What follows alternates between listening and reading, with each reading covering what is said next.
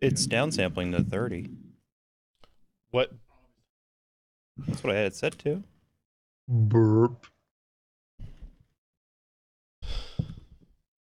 That's all right. Jeremy and Josh's washed out white counterbalances the saturation quite nicely.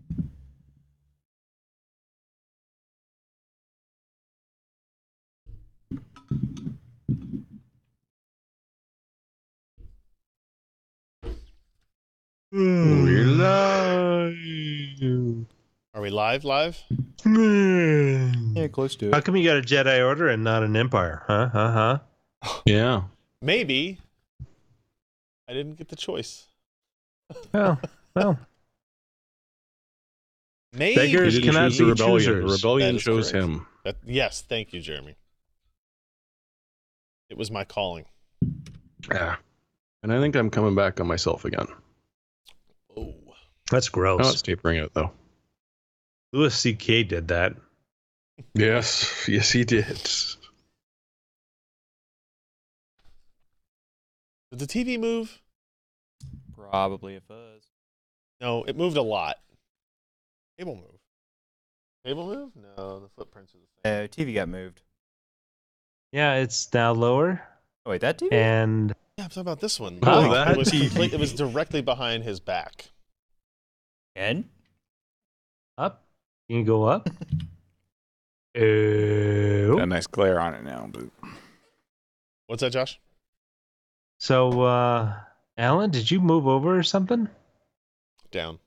We got a new camera in. That's bullshit. Bullshit. Bullshit. Da-da-ding.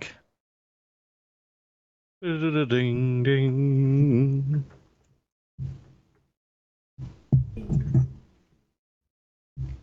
Let me know when we're live. We are live. Oh. Oh. On the tubes and the twitches. Twitches in the tubes.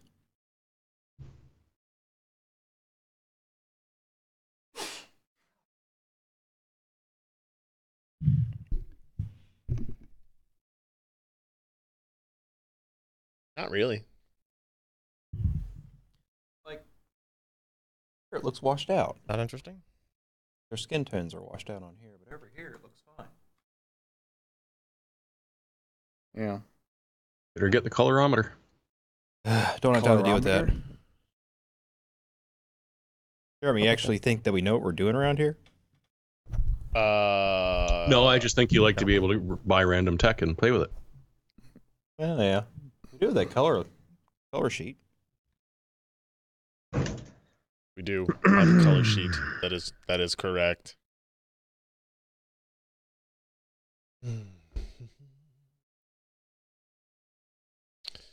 Let's see.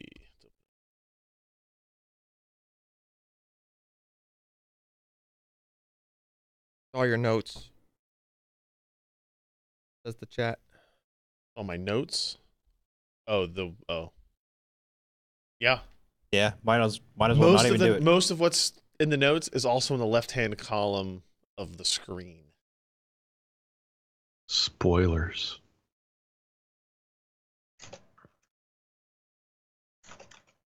Looking at myself. Oh, you did post a thing? Yeah, he did. Him. At the end? Where it belongs. 476, correct? Yes. Hey, shut your computer up. And when the fans start, shut it up then too. In that power save mode. See about that. I know. Grab a 'cause all pen the- and I know stick 'cause it in the web pages exhaust. are loading super slow. Running at 32 megahertz. Something like that. Non-fan spinning mode. Yeah, it's running at Commodore 64 speed. That Lower may than not that? make it quieter. Definitely lowers the audio output. Wait, what? Are we Wait, ready to what? go, I guess, do a thing? Yeah, we can do a thing. Before I forget, let's do the billboard for the new ad spot. This requires everybody else to shut up and for me to read No. two sentences. Are you allowed to have a beer on your It's table? audio only for the billboard. I just need the recording of the audio. Yeah. Yeah, I know. It's a lot of work. I appreciate it. A lot of effort. All right. We good? Recording everywhere? 3, 2. Thanks to HelloFresh.com for supporting PC Perspective. Receive $30 off your first week of deliveries when you go to HelloFresh.com and use the offer code PCPer30. Good enough. They call me One Take Ryan. That's like a spoiler for the podcast. It is. It is. Yeah. 2 sentences, approximately 25 seconds. One take, Ryan. You know what I mean. All right, here we go. 3. Nope. Good. Need a second? Password. Go ahead. I'm trying to do my pick of the week. You don't have. So you're trying to log into Amazon. You don't Yeah. know the password for it. It's a password manager Yes, of some kind. which I don't But have you don't have installed. a plug-in. I didn't installed install it on this laptop. On your laptop. You've been no, I using that laptop for like 2.5 months. Yeah. I know. Is there a plug-in for Chrome for your laptop? Yeah, Oh, there is. I just didn't. Oh. I forgot to put it Okay. on. I keep forgetting. fair enough. All right, here we go. 3, 2. Hey, everybody. Welcome to the PC Perspective podcast. This is episode 476, being recorded on, I don't know, it's like November 15th, 2017. I'm Ryan Shrout. He's right. I'm Jeremy Hellstrom. I'm. Do I sound okay? Sound beautiful. I'm Josh Walrath. No, I'm Alan Malventano. We're creeping up into that episode 500. We're literally 24 weeks away, which I guess is like almost half of a year. Well, we won't do one next week. Yeah, and we don't count the CES podcast or whatever towards that count either. So It's true. when I say creeping up, I mean check back with us in May or June. Actually, as I look at it. Welcome to the show, everybody. Apparently, some crap happened last week while I was gone. Yeah. I leave. Couple One or things. two things. I leave for 1 week, and suddenly shit hits The the fan. world turns upside down. Yeah, it's really weird. Cats and dogs living together. We'll talk Hysteria. about that real quick, just as a synopsis, because I want to be able to put in my 2 cents on that. Quick reminder: we do record the show live. If you want to tune in to PCPer.com/live, it's Wednesday nights, 10 p.m. Eastern, 7 p.m. Pacific. You could do so. We have a chat room where we watch a chat room. We interact with it to some degree, right? Some more than others. Alan just can't stop paying attention to the chat room when it's going on, especially when they're talking about him, which is most of the time, I find. You can go to PCPer.com/subscribe and get this page if you need a gentle reminder about the podcasts or any of the live streams that we happen to be doing. Just ask for your name and your email. That's all we use it for. We send out a notification, an hour, sometimes 30 minutes, sometimes 3 hours before we do the live stream. Just as a note, like, hey, nudge, we're going to be doing this. Make sure you have all the popcorn and soda and beer you need to be prepared for that. And then we also still have our Patreon campaign running. These are our supporters that wish to make a recurring monthly contribution to what we do here, which is what you're looking at, right? If you go to patreon.com/PCPer, you get this page. And like I said, this is recurring monthly contributors. It could be $1, it could be $3, $5, $10, $20, $50, $1,000. Yes, even $1,000 a month you can contribute. And this is just basically enables us to keep having the guys we have, do the shows we do, pay the editors, every once in a while, I guess, to create videos, stories, content, all that type of stuff. We greatly super appreciate it. And anybody who becomes a new patron during the podcast live stream and or increases their patronage, gets a little shout out, a call out on the show. Let me check and make sure. Sometimes we have them right before because people know this in advance. We do not have any yet. So again, patreon.com. No, you will be shamed mercilessly Yeah. by all the talking heads, which Yes. seem to be more of them every week. I thought you were saying I was going to be shamed mercilessly, and then I was more confused about what was going on. Now, some people like to be shamed, and they'll pay for it. So go to our True. Patreon. Yeah. We will shame like the wind. The Patreon enables us to do things like the mailbag, which is a video series that we do once a week. We answer questions from people who submit them through YouTube or submit them through the website. We did a storage one last You week. did a storage one. Alan, as you can see on the stream, stood in front of his wall o' garbage and sat in front Wall of of his garbage? wall o' There's garbage. a lot going on There's there. there's too much going there.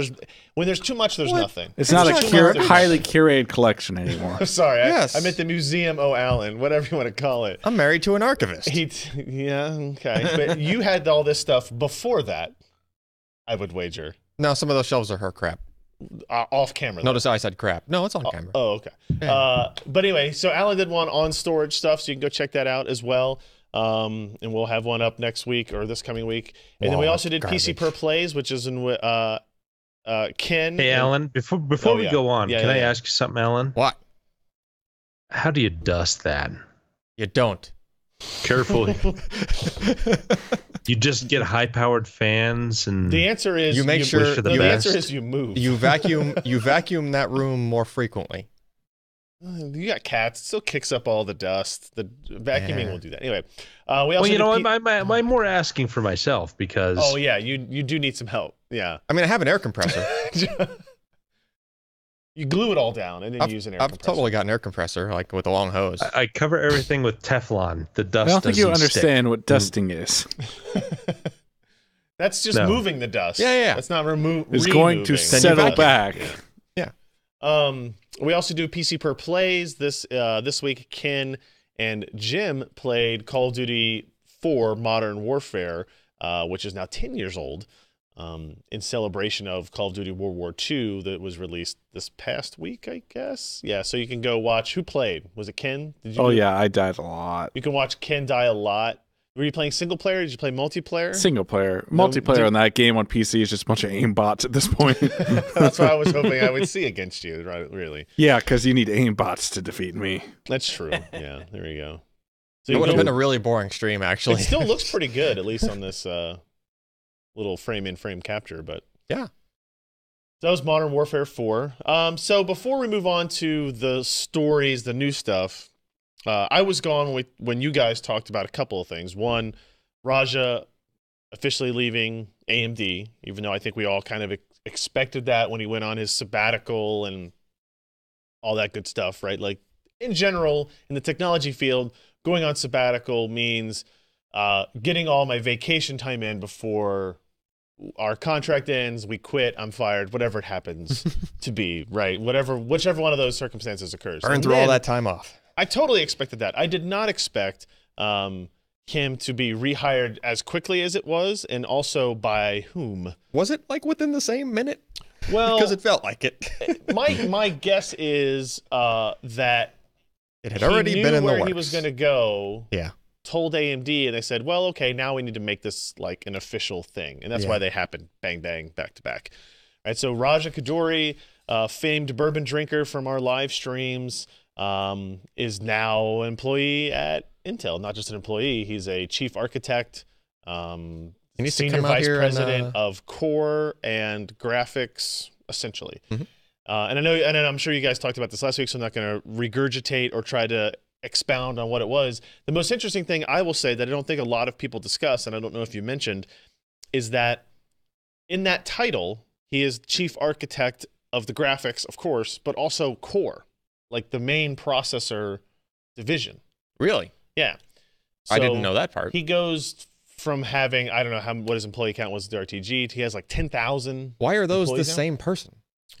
Well, maybe say you're Intel and you've been accused in the recent generations of not progressing architecturally forward enough. With graphics? no, with, Or just in general? with in with general, everything. with everything, right? So what if you had somebody with a different mindset, somebody who had an aggressive mindset on Oh, wait, so development in did both they create- graphics and core? Did they create this position then? Yeah, essentially.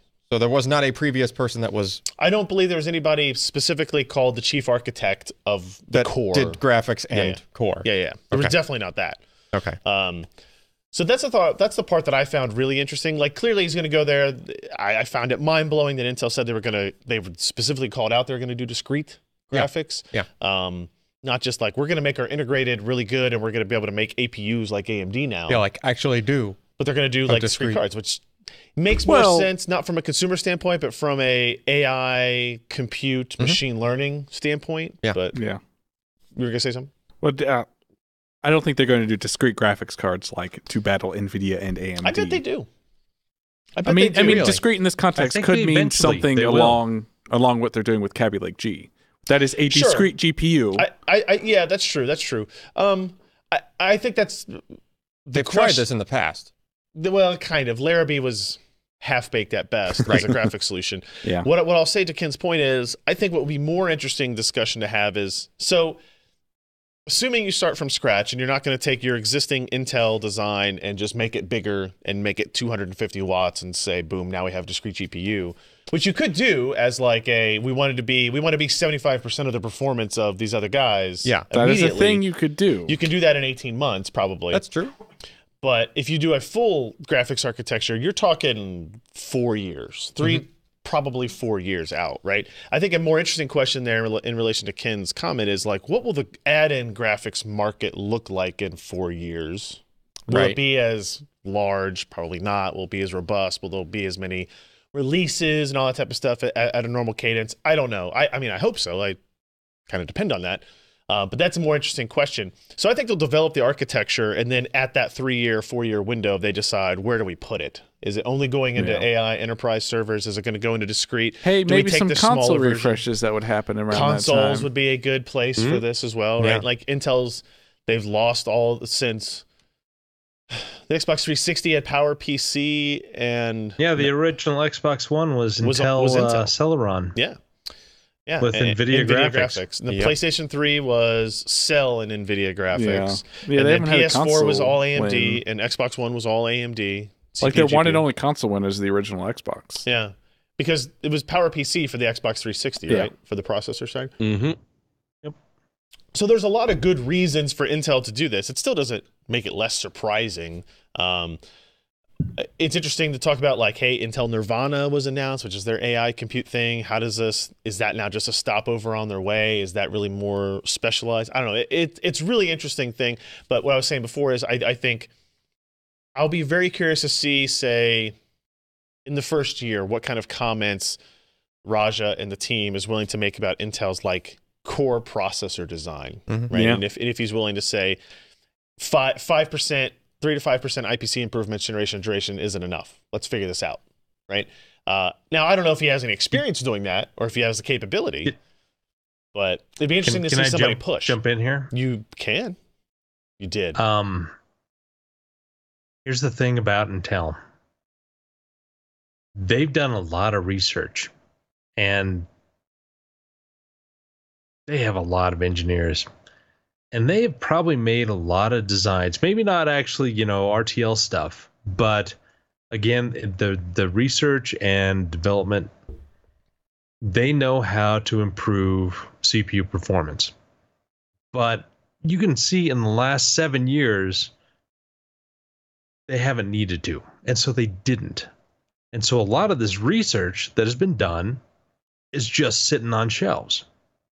And Right. I'm curious how much of that research, Raj and the gang, is going to take off to improve the core performance. Now, obviously, they're going to do that. I mean, they feel the pressure because Zen really jumped up far better than I think that they were truly expecting.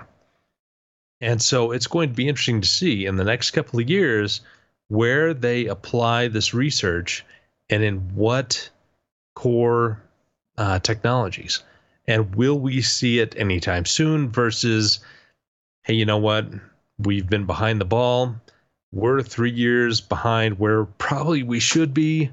And so, 2.5 years from now, we're going to see something amazing in terms of IPC and multi-threading and graphics, because it's a big company with a lot of smart people and a lot of R&D money and stuff that they just, I swear, I mean, the amount of money they spent and what we've seen in terms of IPC and multi-threading Don't match up. in the past 7 years since the i7 2600K, right?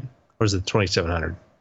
2700K. 2600. 2600K was the first Sandy Bridge. I mean, yeah, it's been small steps up. Yeah. But not much. And now this, what is it, the latest one? Coffee Lake or Cabby Lake? Coffee. Lake. Coffee. And they added 2 more cores to it. Mm-hmm. Have not increased the IPC, but at least they're saying, hey, you know what? We need more cores Right. and more threads at the high, the top end gaming area. Yep. Somebody in the chat room was asking, why did AMD let him go? I don't think they wanted to. I'm sure they didn't want him to leave. There were telephone calls about, maybe that's him. If he's got anything interesting to say, Josh, let me know. Yeah. What I would imagine, there's internal politics that are involved. There's, probably not the first time Raja has been courted by other companies. And he'd been at AMD for a long time. So either he felt like he'd made the changes he was going to be able to make there and wanted to move on and try stuff at a different place, but maybe he had different access or different resources or different approvals or whatever it was. So I'll be curious to see what he does. But anybody who thinks this is like an overnight change is wrong. For you before you go on. And I apologize. And so remember what you're thinking. Okay. Do you know what you're thinking? Josh. Okay. So when you're at AMD and you're trying to push heterogeneous compute, and you've got somebody like Intel who says, no, I'm going to rely on x86 performance to do that. I am not going to do any kind of work to make compilers. I'm not going to talk to any software guys about doing any kind of heterogeneous compute because you guys have GPUs that are so much better than ours that can do this work that ours cannot. But you know what? I've got 80 to 85% of the market share, and I'm going to push x86. And finally, it starts dawning on them, especially with NVIDIA getting into HPC and their products really starting to do some really interesting things.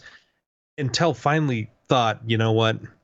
We're really behind the ball here. And there's a reason why we did not want to go to heterogeneous, because if we introduced a software ecosystem that will really leverage that, we're going to be behind everybody else significantly. Yeah.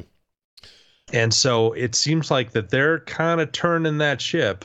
It's like, you know what, x86 performance, IPC, it is important, and we've got some really good stuff here.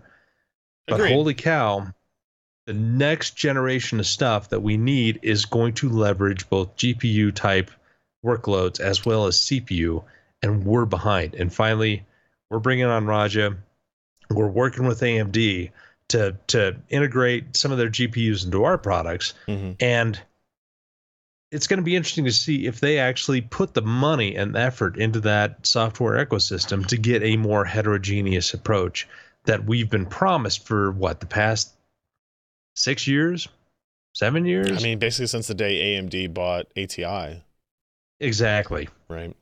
I will say, what I was going to say before was, anybody who thinks that something drastic is going to happen in the next year is misthinking the idea here, right? So it's not an accident that the AMD Intel Kaby Lake G part was announced the same week that all this happened, right? And if they thought like, hey, we're going to get Raja on, and in a year we're going to be able to make this part ourselves, they probably wouldn't have gone this route, right?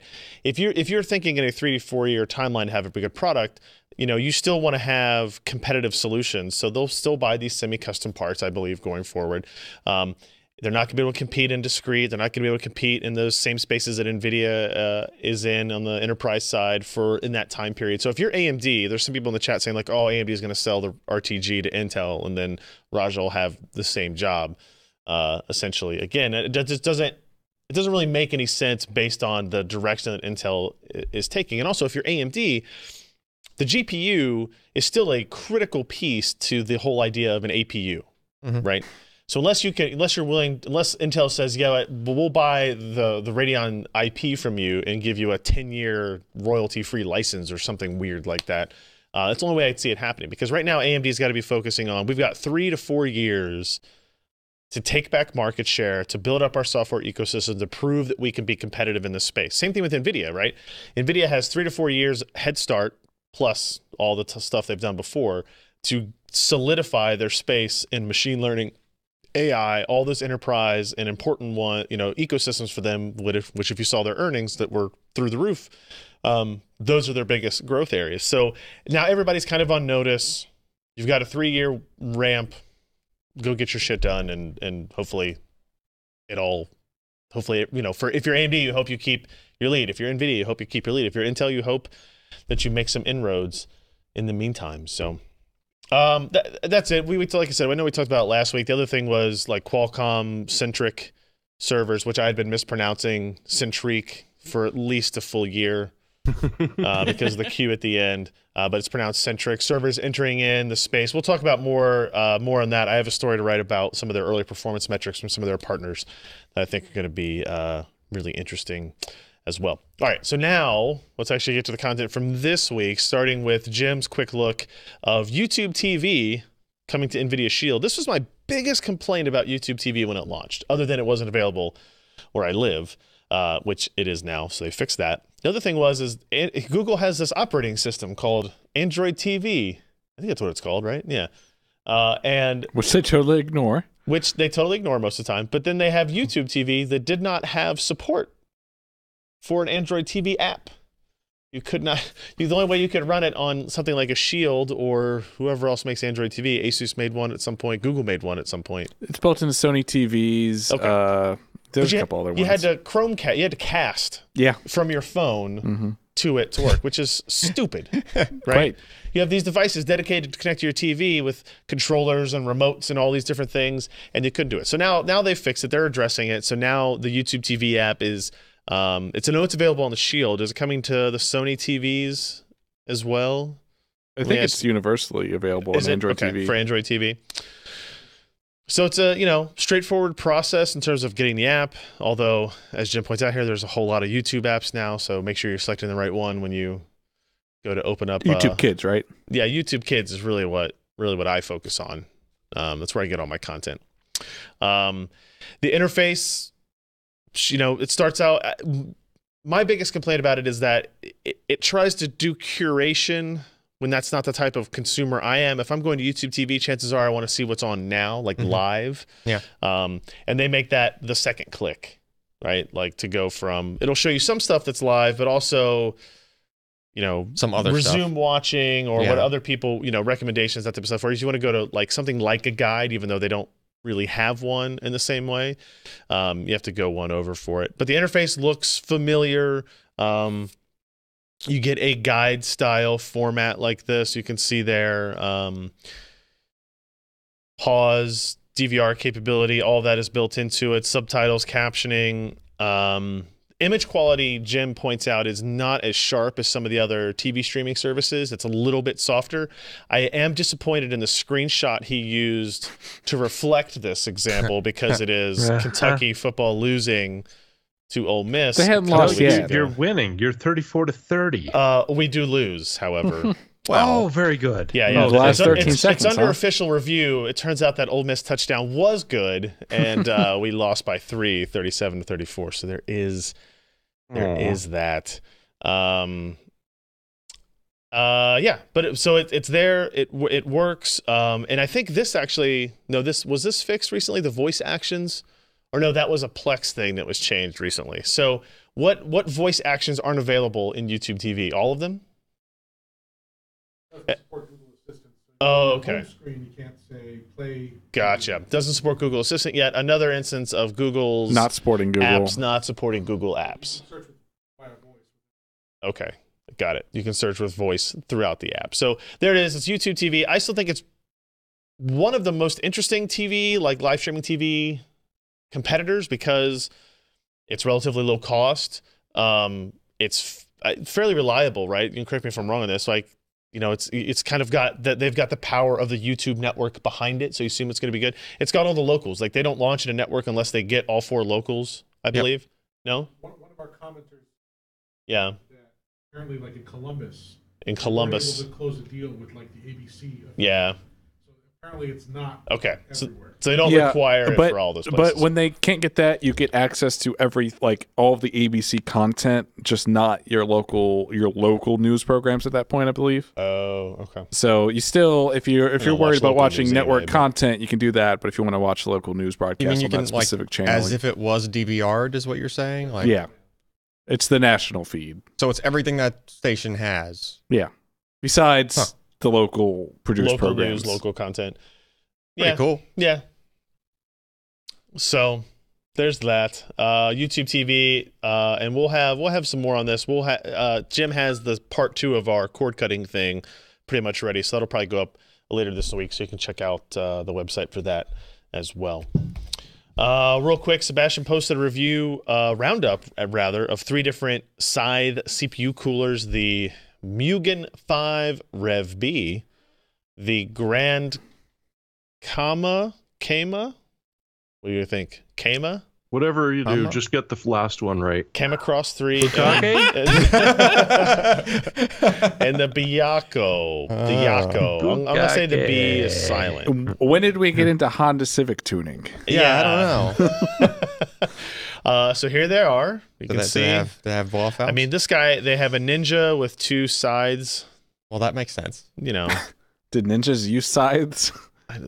maybe he was doing some That one does. some outdoor laboring. Yeah, if they're with the harvesting the crops grain, or they something. do. I don't know. Interesting designs, right? In all different form factors. You can see Sebastian does a good job laying out the dimensions and the fan RPM and basically all the important specs here, all the way from 415 grams to 890 grams for the big guy there. The latest large tower design. You can see through all the specs. Look at that. That's a lot of heat pipes. It's a large tower. Yeah. 6 heat pipes through that Is guy. that for like a Threadripper? Comes with its own screwdriver. No, I think Threadripper is still bigger than it is. I mean, it looks like a block that would be big enough. I would say most are big enough, right? So, if you know what I mean, that one is, not just a square. It's like more rectangular shape. Here's the Grand Kama Cross 3. That's interesting looking. It is interesting looking. I'm not sure of the... I don't know how well that fan works. Yeah, it's kind of odd, right? Because now you're Just letting air you're in either Better side. than you think. You're slightly perpendicular to the flow of the fins. Well, not just that, but there's nothing blocking. like so it could just come out the side, Yeah, so if it's blowing just upward, come through this area. it would just Yeah. kind of come in. I don't Yeah. know. It looks like it would introduce a lot more turbulence, maybe a little louder, but Yeah, yeah, because it would I have to don't spin know. faster It's- to get the airflow through the fins. Like, And then finally, Because the okay, think about when you Yako. have a fan uh-huh. pushing air through. What happens to the air that is surrounding the fan? It Think gets about pushed it through. in your hydrodynamics. Well, which direction is this fan blowing? I mean, down, Well, it's blowing down. down. Is it? Are we sure? Yeah, see the fan. Hey, Yeah. Josh, 2 words. Okay. Duct tape. That Well, would yeah, but no, I'm talking about you're going to accelerate the air surrounding on the outside just because of it's going to be lower. It's moving air, right? Uh-huh. So you're going to actually I know what get you're some trying air to. from the sides. I know what you're trying to say, but I don't think that air running around the outside of the fan. It may not be huge, but it's going to have a small effect. Okay. Yeah. I'll find it on the next page, but we got anyone this- betting for Josh? Oh, yeah. Okay. So let's see the results. And the answers are Kentucky loses. Grand Comma 3 Nope. Cross 3 wins. Well, yes. So the one with the openings on the side that we thought probably wouldn't. Is the most effective. Now we don't. I mean, Wait, is the most Bite effective? me. Yeah. I didn't even read this. yeah. See, it's got lower temperatures. Let's than the talk other about ones. physics. Yeah. I took a look at it, And and it's I'm like, not there's any no way in louder. hell that's going to work. And I turned the page, like, are you kidding me? And it's even quiet. Yeah, it's not. It's the same. It's the same noise level. How expensive is it? It is $100, but it's third-party Amazon resellers right now in the U.S. You just can't have that so not cooling great. technology in the U.S. So while neat, has. not so there allowed. is that. There is that. So that's a good roundup from Sebastian. Go check that out if you're looking for some updated CPU cooler information. We'll also real quickly talk about Ken's review of the Huawei MateBook E, which is a new brand, but an existing product. This was originally the Huawei MateBook. Yeah, so this year, Huawei announced 2 additional MateBooks, as well as the one that an upgrade to the one they had last year that you took a look at. Oh, okay. They have the MateBook X, which is like their Ultrabook, and their MateBook D, which is just kind of a mainstream notebook. Yeah. Little Clamshell. little thicker clamshell, traditional style. So we took a look at the MateBook E, which the hardware is very largely unchanged. From everything I can tell, it's the same exact chassis as last year and all the same components. Right. But this year we have a Kaby Lake based processor in it, so the Core M3 7Y30. Yep. Which is a good addition. And Still then, got 4 gigs of RAM. Yeah. Which is, this This is a pretty base gig SSD. configuration. Yeah. So you can get it with more RAM and more storage. It's a 12-inch screen, but it's 1440. It's 2160 by 1440. Yeah, So whatever. was that 3 by 2? Yeah. 802.11 AC. Still only one USB Type-C port on it, which is Gen 1 very at limiting that. for a device like this, I feel like. $699. Yeah, it Pretty cheap. The street you click on the Amazon link to make sure, but the street price it was $699 when I took a look at it. Okay, so it's back Oh. up. So I mean, It goes back watch and for forth. deals, but $699 was actually pretty good at the time. I'll have to edit the review now that it's published to reflect that. The so I having used this device a little bit myself too, the screen is good. Yeah. It's an IPS, good viewing quality, like good picture quality, all that type of stuff. They got rid of the keyboard dock that we had before. Yeah, the one It was before like was iPad style where it kind of folded up on itself as opposed to having a Right. kickstand more integrated into the device. So you folded back the cover to form the stand. Whereas this is just it actually has a hinge in it. So it's way more stable and can be adjusted to many angles as Right. opposed to the one last year. Yeah. It was actually a really nice sort of fabric, like faux leather sort of Sure. keyboard design. Actually felt really good. I will say, I've been using a device, not this device, that has a very similar keyboard dock with the fold over, and it's kind of like a pleather wrapped piece of cardboard, essentially, or piece of plastic, probably. The bottom edge is starting to rip a little bit Yeah. from that'd be sliding across the table when you Mhm. move it. I was using it on my on my lap on a car ride today, actually. And first of all, You have a put it different- on your sandpaper table at yeah, home. exactly. And I slide it Yeah. back and forth really quickly and see what happens. So these kickstand models have all different use cases that can be problematic, but that's not different than anything. You can see the origami version back there on the other side. What about the keyboard, trackpad? All pretty good on that regard. They were perfectly adequate. I think better for one of these touch cover style keyboards. I think a little better than the Surface with the keyboard limitation, and better than last year. The keys are actually a little smaller than last year, but they have space in between them. Whereas the model last year, there's like very little gap in between the keys, which made it more Yeah. difficult to type on. Got it. I didn't have a lot of problem typing or using the mouse on this. I did have some disconnect issues with it though, so I don't know if that was our specific Really? unit. What's interesting is I have on that one I've been using Yeah. too, which is not Yeah. surprising based on how they look. Yeah, they It look might very be similar. manufactured by the same place. Yeah, but when I yeah. woke up from sleep, sometimes it would have issues, and I have to Okay. disconnect the tablet and connect it back, which is certainly not a very good solution. What about performance? It looked like it was pretty much in line with the previous generation. Yeah, this is product, exactly right? where we expect an M series part to be. These 4.5 watt TDP processors, really nothing new there. Yeah. Marginal increase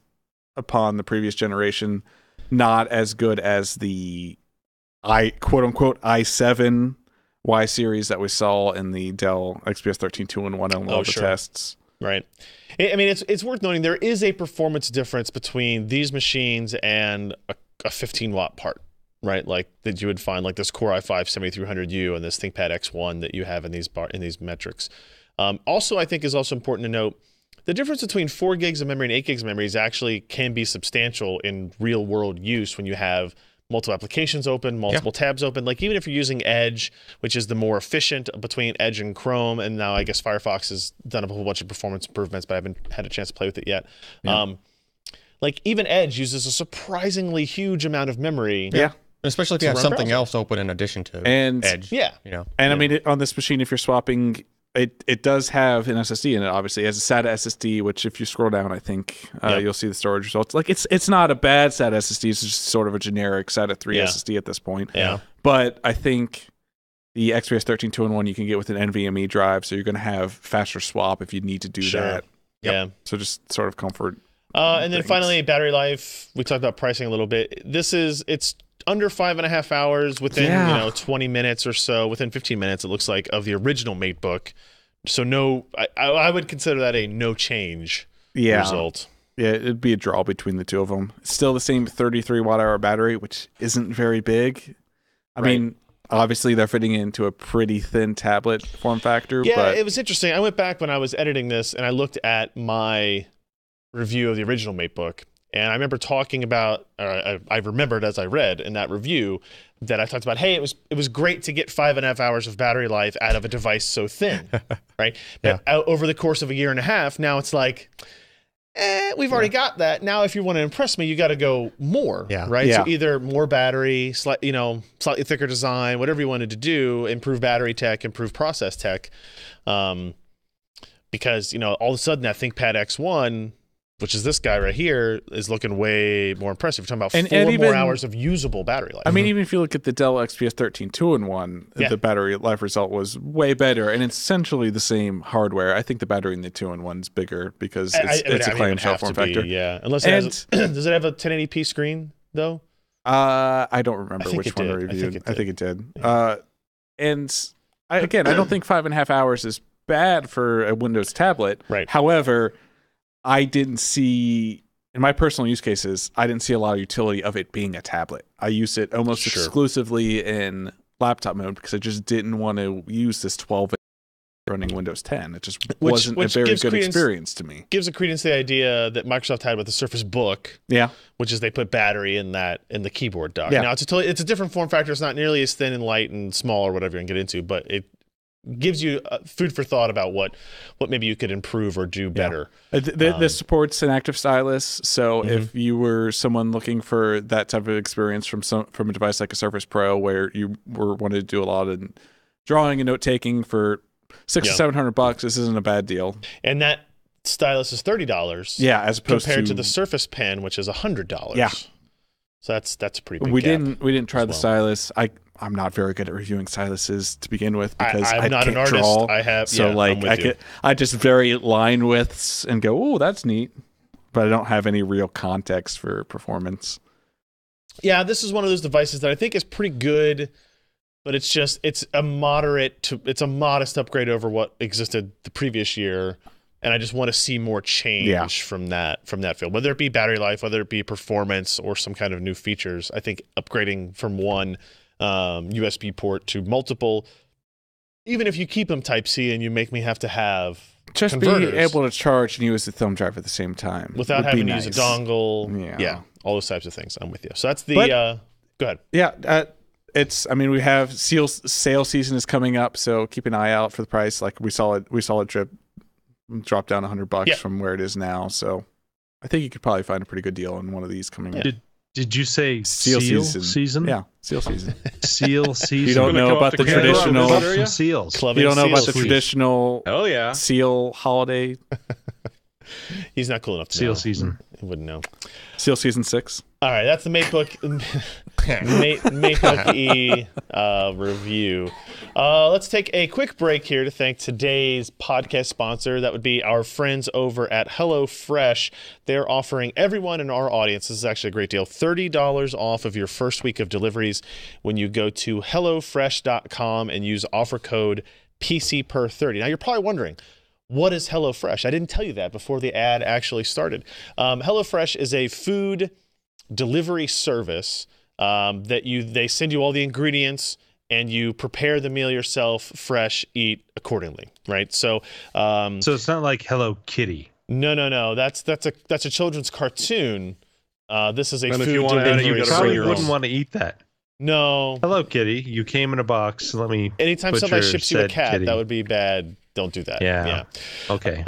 So what's interesting about HelloFresh from other options is they have some really cool stuff. So one, you can choose your delivery day that works, right? It's going to vary based on your region, but you're not stuck with one particular delivery day where they give you a box, and inside that box is all the ingredients you need, including perishables, right? Because they ship it all in with ice packs and coolers and all that kind of stuff built into it. All the packaging is fully recyclable.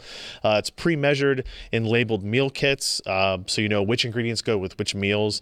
Delivered to the door. It's insulated. It's recyclable. They have a pretty good selection of stuff, right? So they have 3 plans: classic, veggie, and family. Classic is, meat, fish, produce, seasonal produce. Vegetarian, veggie is obviously vegetarian based. And then family is stuff that may be more kid friendly, probably leaving out some either spicy ingredients or things that maybe kids wouldn't be attuned for. We cooked one of these meals, my wife and I, last week. It was the crushed peppercorn steak. So they give you the steak, right? It's already. Ooh, that's good. It was really good. Yeah. It was. And they give you all the directions. It's easy to cook, right? They pride themselves on like 20 to 30 minute meal prep times. They have some options that are like single skillet, right? So you kind of mix things in at different times. It's easier cleanup, easier prep. I am totally for that.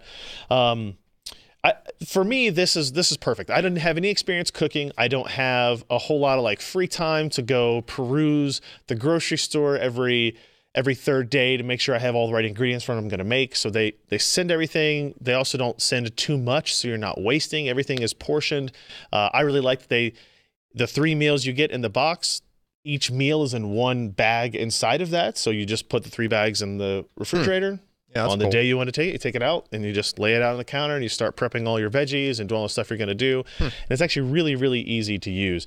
And apparently each week there is a 20-minute meal on the classic menu. So in those instances when you're in a hurry, that's super awesome. They mention in here like the excitement of cooking, which when you read it on paper sounds dumb, perhaps, but it's actually real. Like, I never cooked before, and through going through cooking delivery services, like you learn how to cook, you learn how to prepare meals, and it's stuff you can apply to other things in your life, right? So depending on what meal plan you get, I think you get up to 3. Is that what it is? You can probably go more I think than you that. do more. I think 3 is the low tier. Three is that. So like, you're going to have other days. You still need to eat the other 4 days of the week. So now you can apply those techniques that you've learned, and they teach you, and all the directions are, they have photos and descriptions. So it's well organized, super easy. It helps me, not you prepare keep them as spaghetti and recipes. meatballs. Yeah. Like you don't. So Go ahead. yeah, you put them in a little binder, and you're like, hey, I really enjoyed this with my wife, or I really enjoyed this with my wife and 2 kids, and so I'm keeping this, and it's really easy to source out the basics to make a pretty good meal. I think the learning and the convenience and all that kind of mixes into making it, I think, a really worthwhile service. It's something that we've used for a long time. I've subscribed to it since June personally, and they weren't sponsoring the show. No, then. they Ken weren't. Loved it.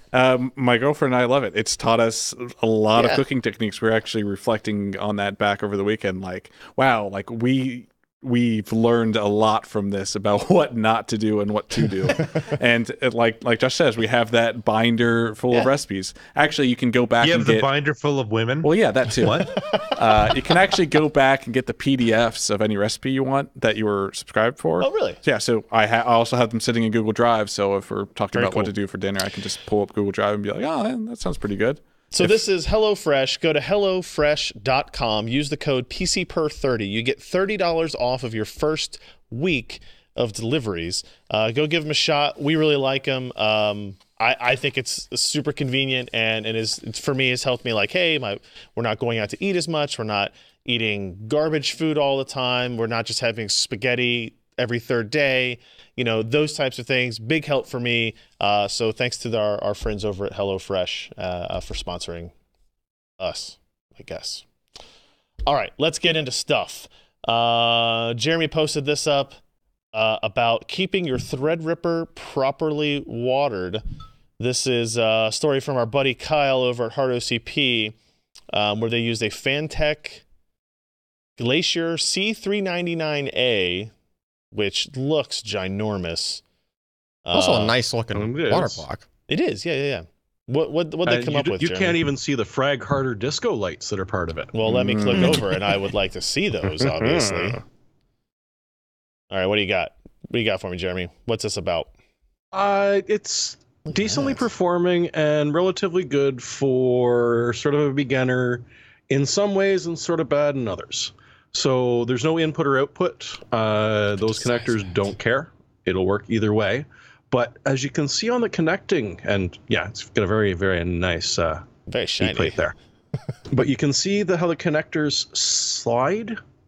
Oh yes, I do see that. So Yeah. Kyle had a couple of issues, like nothing that completely broke the deal, but they came a little bit loose while he was working on the system and had to be reset a couple of times. So it's definitely worth noting about that. It seems On the odd other that they would hand- slide since it's Threadripper specific, right? Like the block is bigger than every other CPU. Unless so they're why trying to make wouldn't the you just, bracket reversible. Yeah. Yeah, why wouldn't you flip just it around put the other them way. in the right Yeah, I don't- spot? I don't know the answer to that. I do not know the answer either.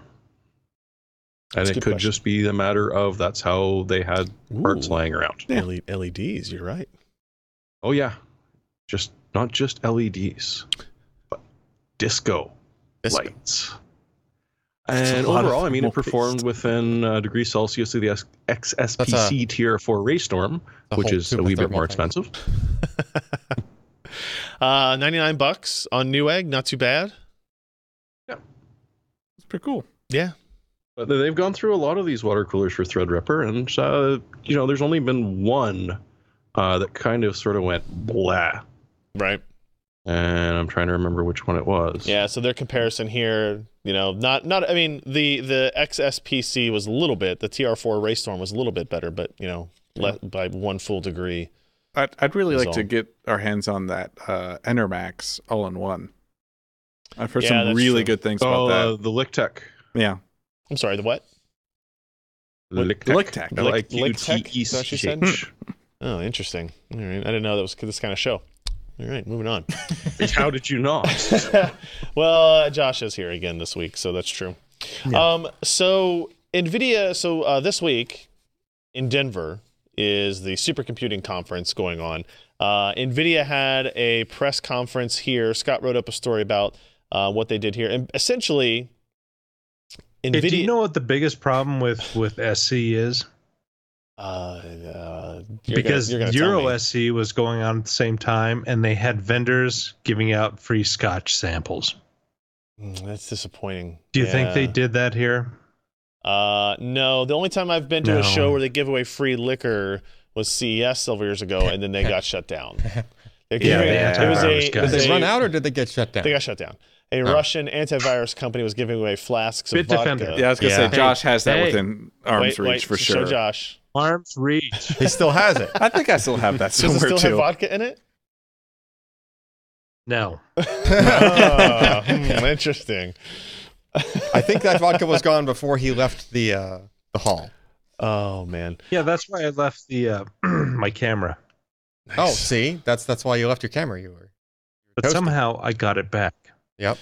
So at the SC17 here in the United States, Jensen came up on stage, talked about some new announcements for the data center. Obviously, data center is a huge area of growth. They claim 109% year over year data center growth in this area. Obviously, it goes back to some of the stuff we talked about at the beginning of the show. They announced, let's see, Japan was the first to adopt NVIDIA Volta for ABCI supercomputer, which was 4,352 Tesla V100 GPUs, which is a lot.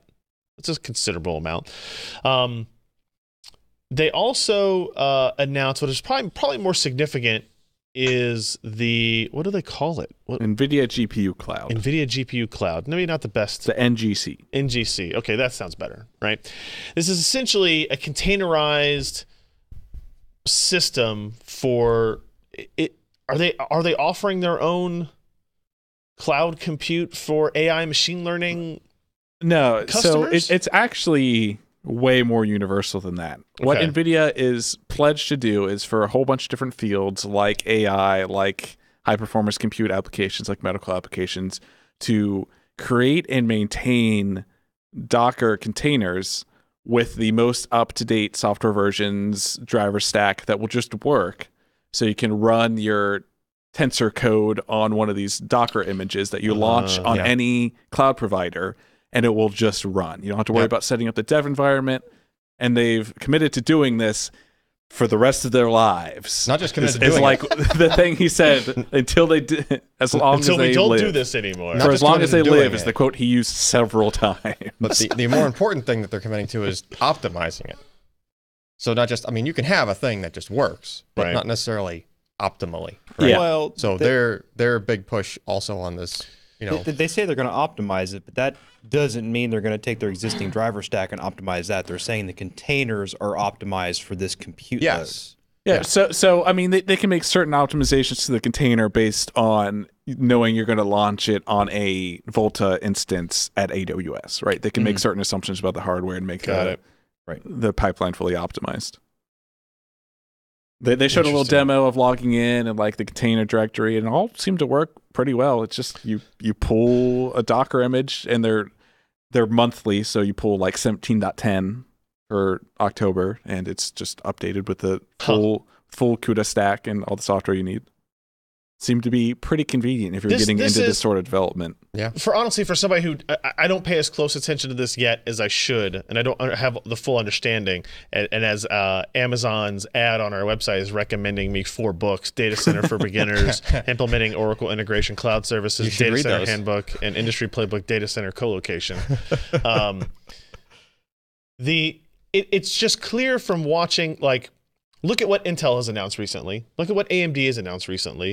Then look what NVIDIA has announced. NVIDIA's not announcing, we're entering this market. They're announcing, like, we have all the tool Here's the sets for sole you to just solution. run today. Yeah. Right? And that is the powerful thing that they've had this huge head start on. It's not that their GPUs are that much better or that the compute is going to be, you know, like if Intel were willing to sell you their Nirvana chip at half the cost and it matched price per perf, that's not even enough, right? Catching up to being able to do things like this. Yeah, that's an extreme amount of work that's gone into getting them where they're at now. So where this came from, Jensen's grand story about the whole thing, which obviously may not be the entire development cycle, is that they had a bunch of teams working on a bunch of different projects, like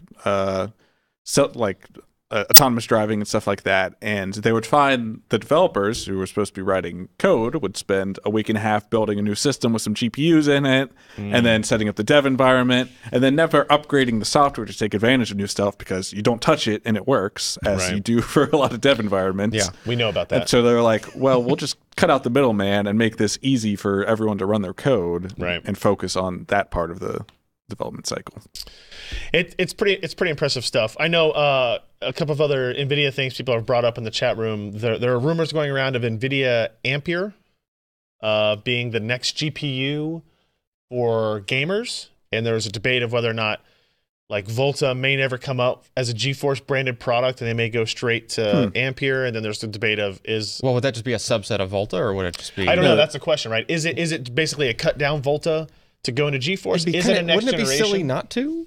Like, It depends, right? I think the question that you have to ask about Volta is it to Does it optimize lend for itself- home performance? yeah, does it lend computing? You don't itself want to for, run into something like a Vega situation where you're trying to have Yeah. a product built for one thing spread to a bunch of different things. Think of how Fermi was released. It was a GPU compute product first, and they tried to make it Right. a graphics part, and it wasn't great. It wasn't awful, but it wasn't great. Whereas Maxwell and Pascal were very clearly developed. If you look at GP 102 Yeah. and GM 102, and those parts were developed specifically for gaming. So I don't know if Ampere is the code name for, like, the Volta architecture cut down, or if it's actually the next generation of stuff, and maybe now they're going to alternate back and forth. Clearly, they have markets big enough to warrant that if they choose to do it. yeah. But that'll be interesting there. And Yeah, then the I don't other think thing- we've ever seen a Go ahead. roadmap past Volta. I I don't think we I know feel the like we had next to have, the next no? scientist. I don't think we have. I don't know. Oh, by the way, what was the thing we were going to complain about? The naming to this? What was it? We We complained about BB-8 being the name they gave to a system. Oh yeah, it's Saturn. NVIDIA built their own supercomputer to run a bunch of stuff on Yeah. in-house, and they called it Saturn V. It's just like, come on, guys, you can't take. That's like the It was a iconic. terrible film.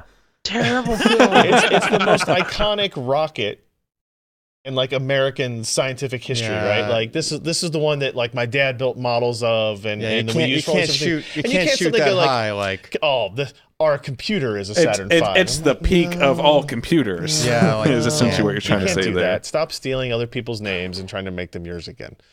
Call it something else. You got tons of brand guys there. Saturn V, leave it alone. And then also we have this guy sitting on the desk right here. yeah, there's that. This is the Star Wars Jedi Order NVIDIA Titan XP that we'll get to in a minute, which kind of leads us into Battlefront 2, No. right? We're not going to talk a whole lot about this. Is that a loot crate on the desk? It's yeah. not actually a GPU. It's just a loot crate. Sometimes I don't know yet. I haven't opened it. Maybe there's a graphics card. It's a in blind there. box. Maybe it's a request for more money. It's got Maltavino boxed wine in there. Jeremy, can you give me a 30-second synopsis of what happened and why I care and why I don't care, I guess? So in EA, either, depending on who you are, bowed to consumer pressure and realized that forcing people to spend 40 plus hours of gameplay multiplayer in order to unlock your first hero was a bit excessive, or they handed you a plate of moldy couscous so that when they took it away and replaced it with week old meatloaf, you were actually pretty excited about it. Yeah, I mean, it's one or the other. Either way, I mean, they cut the amount of credits you need for a lot of crap by 75%. yeah. They also dropped the amount of credits you earn in a session significantly. So it's not actually as big a change as it looks like. Right. So there was something that might have contributed to this change. So yeah, this basically blew up into a firestorm on Reddit. It was a and forums and a stuff. Reddit post. Somebody was basically just like, "Is this is a joke? Like, I paid $80 and I have Vader locked, right?" And like EA chimed in, and Yeah, their quote is and pretty good. they were chimed in, and the counter to their chime in was currently 676,932 downvotes. I think the On last their thing. 500,000 or so are just because it's the most downvoted post Oh, yeah, ever you on gotta be part Reddit. of it. I mean, But holy they had crap. 100,000 before that number came out. Yeah, Well, I mean, the response they Let's gave see how was big just their buffer is. yeah. The response was crap. It was obviously. like really. They were just like, "We wanted you to have a sense of pride and your in being able to unlock this character." I It don't was know. like, I A don't sense know. of something. It ain't pride. It ain't pride. I don't know what's going on. Like, I'm sure there are developers that hated what they had to do, and there are business guys that made them do all these other types of things. Whatever. They did an AMA today on Reddit, and it was awful, as you would expect. There were answers were non-answers. It was funny because if you Yeah. look at the top section, the mods for the AMA are saying, look, we see you people complaining that you can't find any of their answers, but it turns out people were downvoting the AMA responders' answers so much that you couldn't even find the answers. Oh They my were being hidden below thresholds, right? So they had to like figure out, like if you go to the top of it, they actually linked the specific comment the posts answers because people were because burying. people were burying the actual answers. So this is what happens when you piss off the mob. yeah, like, just saying. Yeah. You know, Don't get me wrong. I haven't played the game yet. I don't even know if it's as bad as everybody's making it out to be. It is. It sounds pretty bad. I mean, Like, it's- I know clearly it Jeff. sounds I bad. was listening to the Giant Bombcast today, and Jeff Gerstmann, Yeah. who isn't someone I would think would just normally shit all over this stuff just Yeah. because, yay, they're trying to get one past everyone. Yeah. Like, he legitimately was trying to outline how all these systems work, and it's just so ill-conceived and the poor. most the comment one of the comments I saw today was like, this is essentially a free to play game that you paid $60 to $100 for, depending on what version you Yeah. got. Yeah. And even then, it's a poorly designed free to play It's game. poorly paced for Yeah, play. poorly paced. Yeah, the Right. pacing was just drug out for what did they say it was like? It would require 2 months of continuous gameplay to unlock all the characters. yes. 2 months. Yes. Yeah, to unlock everything, it's essentially you stop sleeping in 2 months, or I think someone did the math and it was about 12 grand or so. You Something could just like buy that, it give or straight out. take. Yeah. And the 'Cause other that's a issue is reasonable that price like, for a game. if you really wanted Vader, you'd have to forego like he would have spent credits on the other characters. So why would you And bring like yourself other back to no money? upgrades. to, and give up on saving up for the ultimate. Yeah, the only Yeah. other thing that I thought was funny, and again, we'll move past this because you can only poo-poo on them so long, I guess. But No, 'cause it no, doesn't you matter.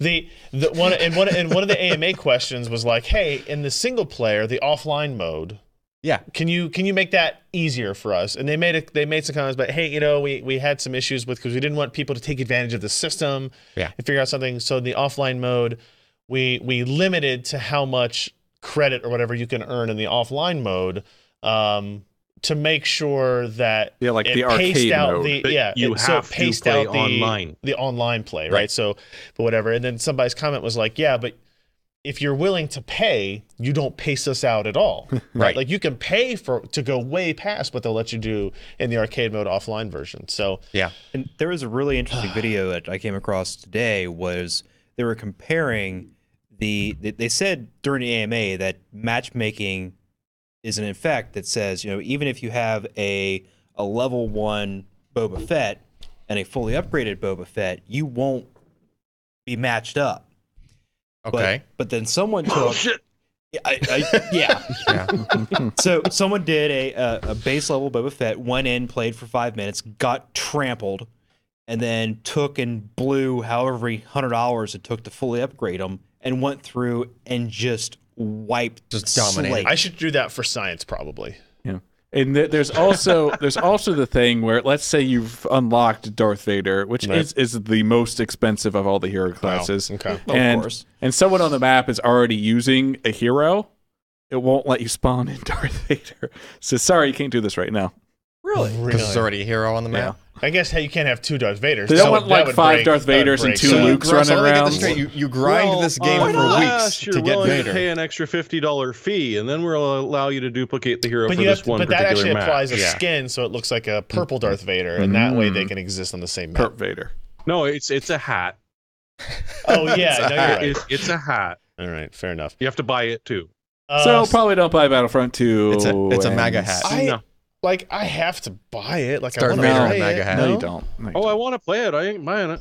I mean, apparently, Look, I got the Star Wars video card. So- I'm wearing the Star Wars Last Jedi T-shirt. Clearly, they know I'm willing to pay more than $60 to play as Luke Skywalker. I don't know if he's an early guy. if or late it guy, helps, apparently, like the core gameplay and graphics aren't that much better than the original Battlefront. but Which they look so good. not like apparently the graphics aren't that much better than the original. Yeah, but they look Battlefront. so good then. Yeah, so you could just play the original one you already own. I don't know. Is that one shut down? It's probably shut No, down. All the no, servers no. are shut down. God, it Everybody's will moving be. to 2. Wasn't a great game to begin with.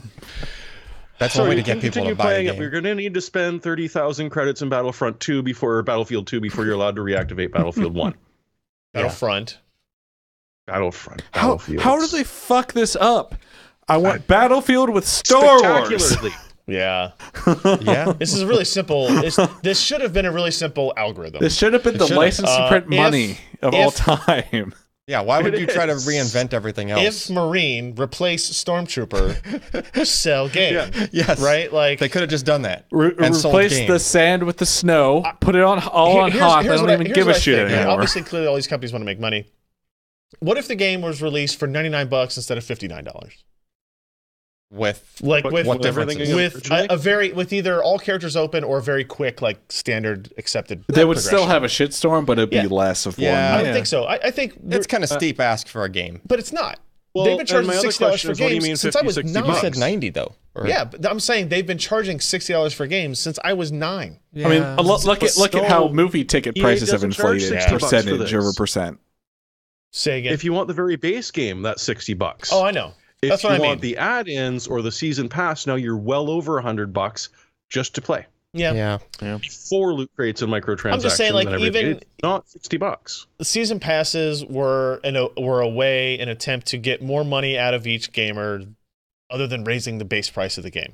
Microtransactions are the exact same thing, all solving one problem. And the debate will be, is it really a problem? Does EA really need to make more than There they're are making? games that And do the very answer well is, without microtransactions. Sure. But they don't cost as much to make as Battlefront 2 did, I imagine. Yeah. Okay. Like Or- the or Star like Wars license Battlefield. has to be astronomical. Oh, yeah. Like look at True. the visual tech, the sounds, all of that stuff in that game. Technoscope says he doesn't believe the games were $69 when I was a kid. They I don't think absolutely they were. were. They absolutely were. You could buy. No, go back and, they're 49. Yeah. No, they weren't as high as Yeah. 59 as well. Super Nintendo Yeah. games that came out with more memory. You had, I mean, hell, Neo Geo games were $200 a piece. Those were Well, and that was a cost of memory, but it was yeah, Neo Also a Geo and cost of the game. Jaguar were the exceptions. They also but- won under.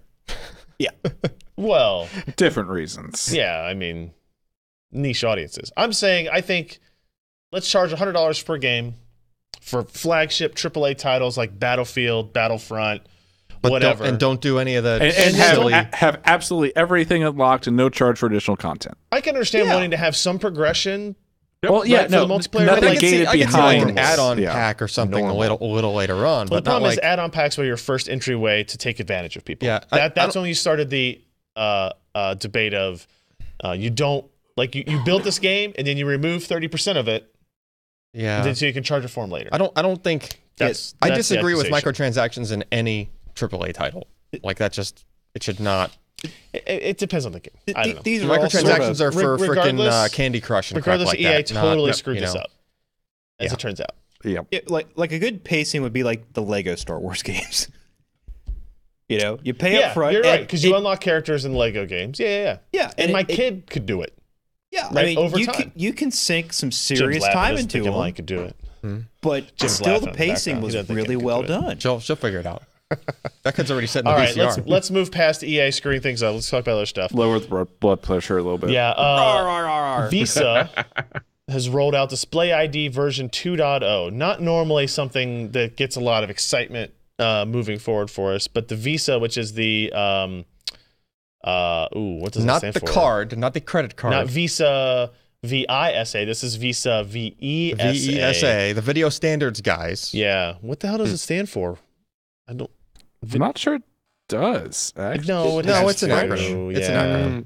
Somebody figure it out. Video Electronic Standards Association. There you go. There you go. The standards. I wasn't sure if it was electronics or engineers, so I wanted to double check. So the new Display ID 2.0 adds in support for 4K information, HDR specifications, some other Very- stuff for adaptive sync. Yeah. As Adaptive well? sync above 120, which I guess wasn't part of the spec before, even though people were doing it anyway, right? Like Mm-hmm. we have, free sync panels that go higher than 120. So the hope is that graphics, TVs, displays, these kind of color and imaging standards all now can be a little bit easier to understand. And hopefully implemented in more Yeah, things. yeah. So Have your TV go basically, 120 hertz would be nice. you know? Jeremy wrote this up, but he wrote here, standard describes how manufacturers can use modular data block design to send clear information about their device's capabilities to the hardware powering the display, and thus all kinds of magic can occur. Yes. Enhanced. Because EIDE didn't have to worry about that HTC Vive now, did it?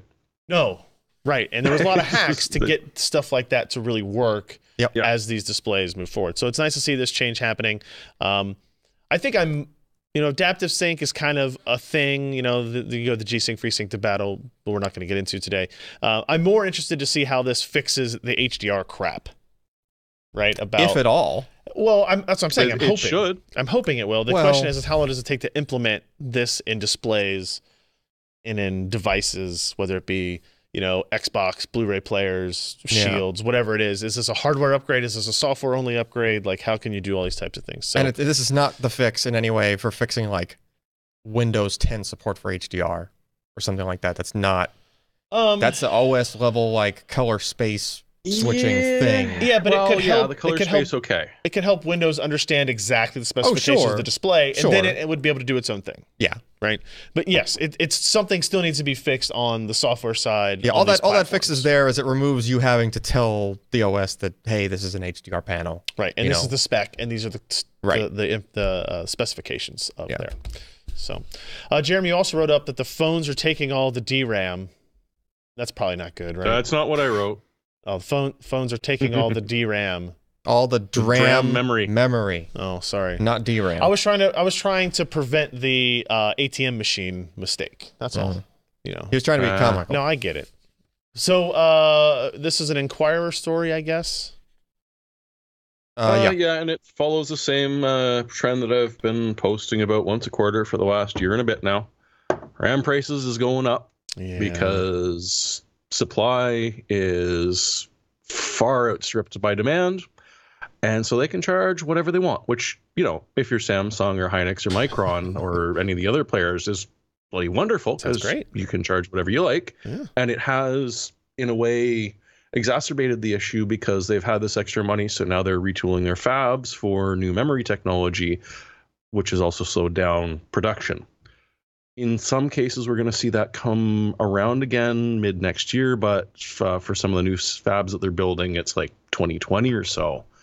So in the meantime, stop upgrading your damn cell phone every single time if you want your memory to go cheaper for your PC, because they pay more. They pay a higher premium than most PC makers, and so they're a more attractive company or a more attractive customer. Yeah, same applies for NAND flash memory. I mean, we're probably getting close to a Absolutely. point where people have like a larger NAND-based SSD in their phone than they do in their PC.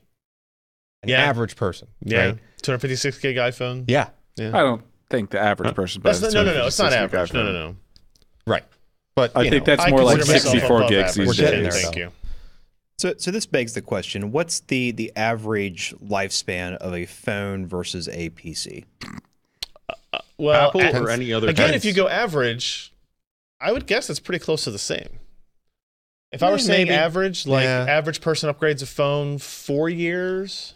There are Yeah. people that'll buy a new PC just because like the OS is getting slow or something, or needs But to be I'd like still put that on a installed. 4-year cycle. Yeah. I would agree guess with 4 they're years. roughly equivalent. Right? We are not 3 normal to 4 years for before either you of start those seeing fields. significant failure. Yeah. Fair enough. Oh, before we get into our next story, I neglected. We have Patrons? we do new ones. Bika Mihal Alejandro. Pledged $3. Alejandro. Pledged Gotta roll that $3. R. Thank you very much, sir. We greatly appreciate that. And then Ken's lower third money edited their pledge from $5 to $10. Is this a joke? I I guess he needs a lower third now. didn't. Oh, No, I it was- joked last week about how I didn't get one. I think at some week I joked. Now we it got was some a couple- money, it was so a we couple can. weeks ago. Now we What can if- pay Alex. Oh, Hey. it was when I was the only one up there. Yeah, when you two were solo, gone. you were solo seating it. So I will say that's a good way to donate. However, it's gonna take more than $5. $5 extra to get Ken a lower third. Come on now. Yeah. That might be discount Ryan Shrout on the lower third.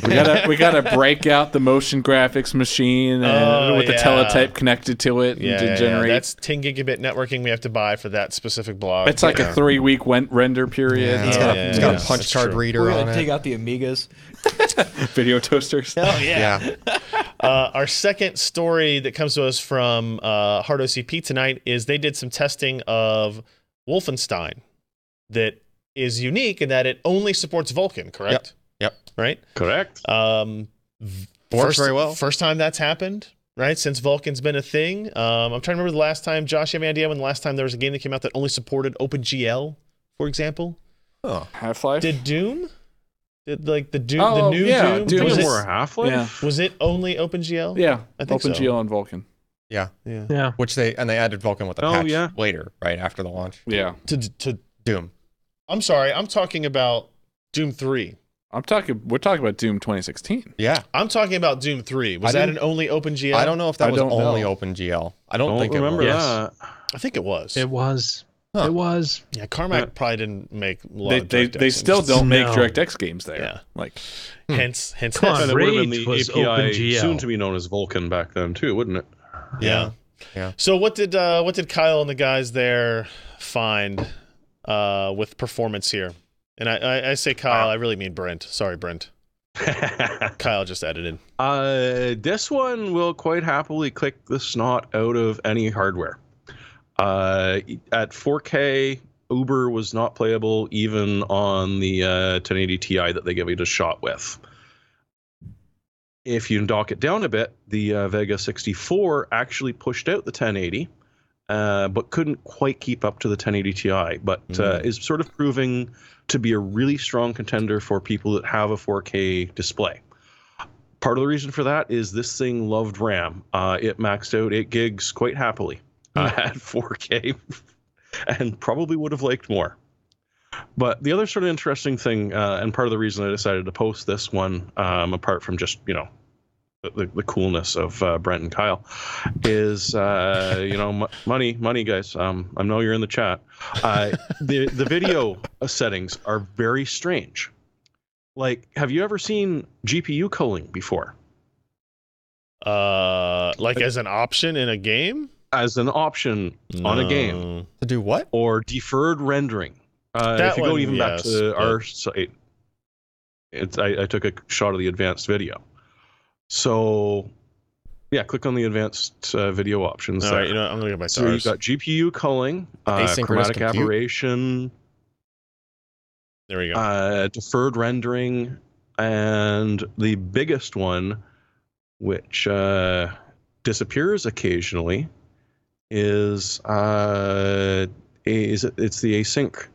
Oh, yeah, async compute. Async compute. Yep. And so they've actually disabled that in the INA. It no longer appears. There is a way you can go and re-enable it and turn it back on, Is it test causing it out. But the issues or second you turn it something, or? off, it's not been helping things. Oh, okay. In nice theory, for an AMD GPU, it should help. For an NVIDIA, not so much. In practice, they did a performance graph a little bit later on, and it's not ready for prime time yet, is essentially what they just discovered, which is part of why it's disappeared from your options menu. So it'll be interesting to see, once they get it working right, the effect it's going to have on AMD versus NVIDIA. But for now, I wouldn't recommend enabling it unless you really want to be playing around with the nuts and bolts of how the game works. Interesting stuff. Good to see that kind of testing over there, too. Real quick, drivers. NVIDIA released 38831 Wickel for Star Wars and Destiny 2. They actually has some really dramatic performance difference claims in Destiny 2. 25 by 14. The 1080 Ti saw 45% improvements. Jesus. Which is, And they Looks weren't it's a lie. they weren't bad to begin. Like were they like way behind Vega or anything? no, they weren't. No, this was one time where they weren't doing a catch up. Yeah, like the They just performance found is this. pretty good to begin with. Oh, I didn't. Were they listing specific settings or something that this did it don't for? know. Or- I even dug around into the release notes, and I could not find Okay. anything describing what was going on. I mean, what do you do to get freaking? Like somebody had commented a line out like, "Oh Jesus, We had this it was just waiting a millisecond every time for no reason. Like, I got to I get put rid of that that. loop in there for debug. I forgot to take it Yeah, out." So either way, I guess Destiny 2, good improvements there. And for Battlefront 2, for those of you that are playing it and trying to get Darth Vader still, there's that. I mean, that's better than one card, better than one model improvement. I mean, that's like that's better than 1080 Ti. It's better than 1070 Ti to 1080 Ti probably. Yeah. 45%. Yeah, That's just a crazy. huge jump. Yeah.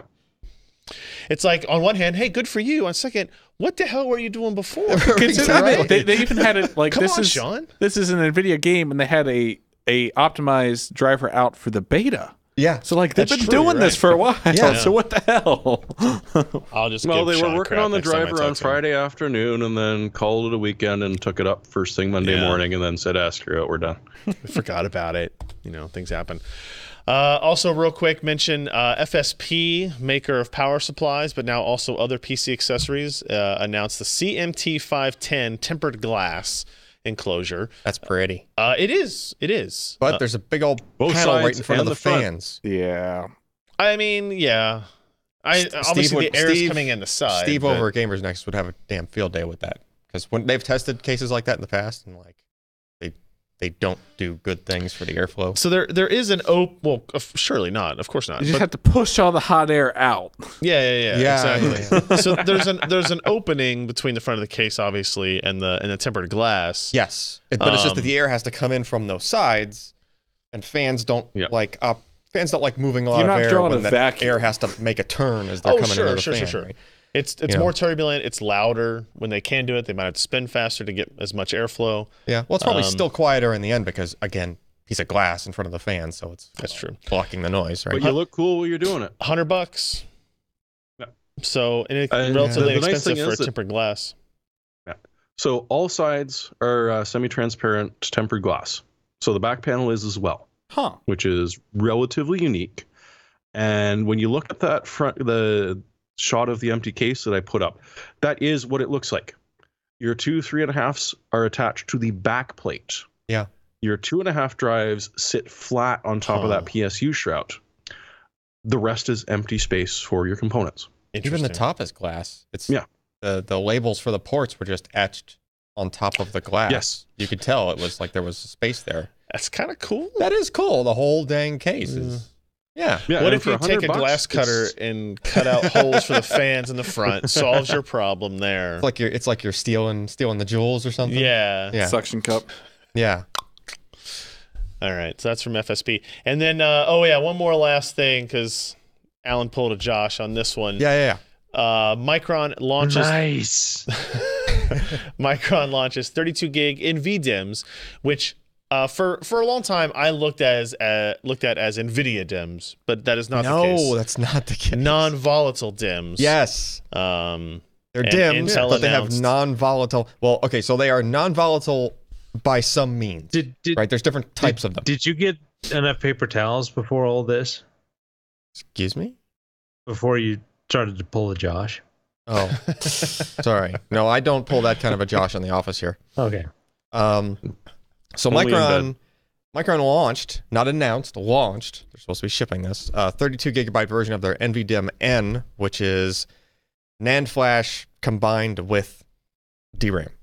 So you have DRAM, but you also have, in this case, SLC flash, which I believe is their Micron like 3D. It's probably a stack. Yeah. A stack of dies inside of a package of their 3D NAND. But the idea is, you get it's NAND backed RAM. So you can kind of pick it out in the picture there. There's a backup power connector. If you had this installed, it's meant for a server, right? If you have it installed in the server, you would presumably have some sort of battery pack off to the side, supercapacitors or whatnot, Supercap. connected to this. So if the system does go down, hard crash, just lose power, whatever happens, everything that was in the RAM can be considered non-volatile because there's power and enough time for it to shift everything. Whatever hasn't been updated, it'll shift it to the flash in the background, right? Got it. So Supercap. it's kind of sort of like those RAM drives from a while back that would have a battery in them, and then like you back up to an SD card. Remember, like the iRAM or whatever, gigabyte iRAM. That was so just awesome. imagine a way faster version of it that's basically just going DDR speeds. Right. So Yeah, Intel That's- is really trying to find something that sits right between RAM and an SSD. well, this is Micron for this one. Speed-wise, But yes, along those lines, also in this post, Yeah.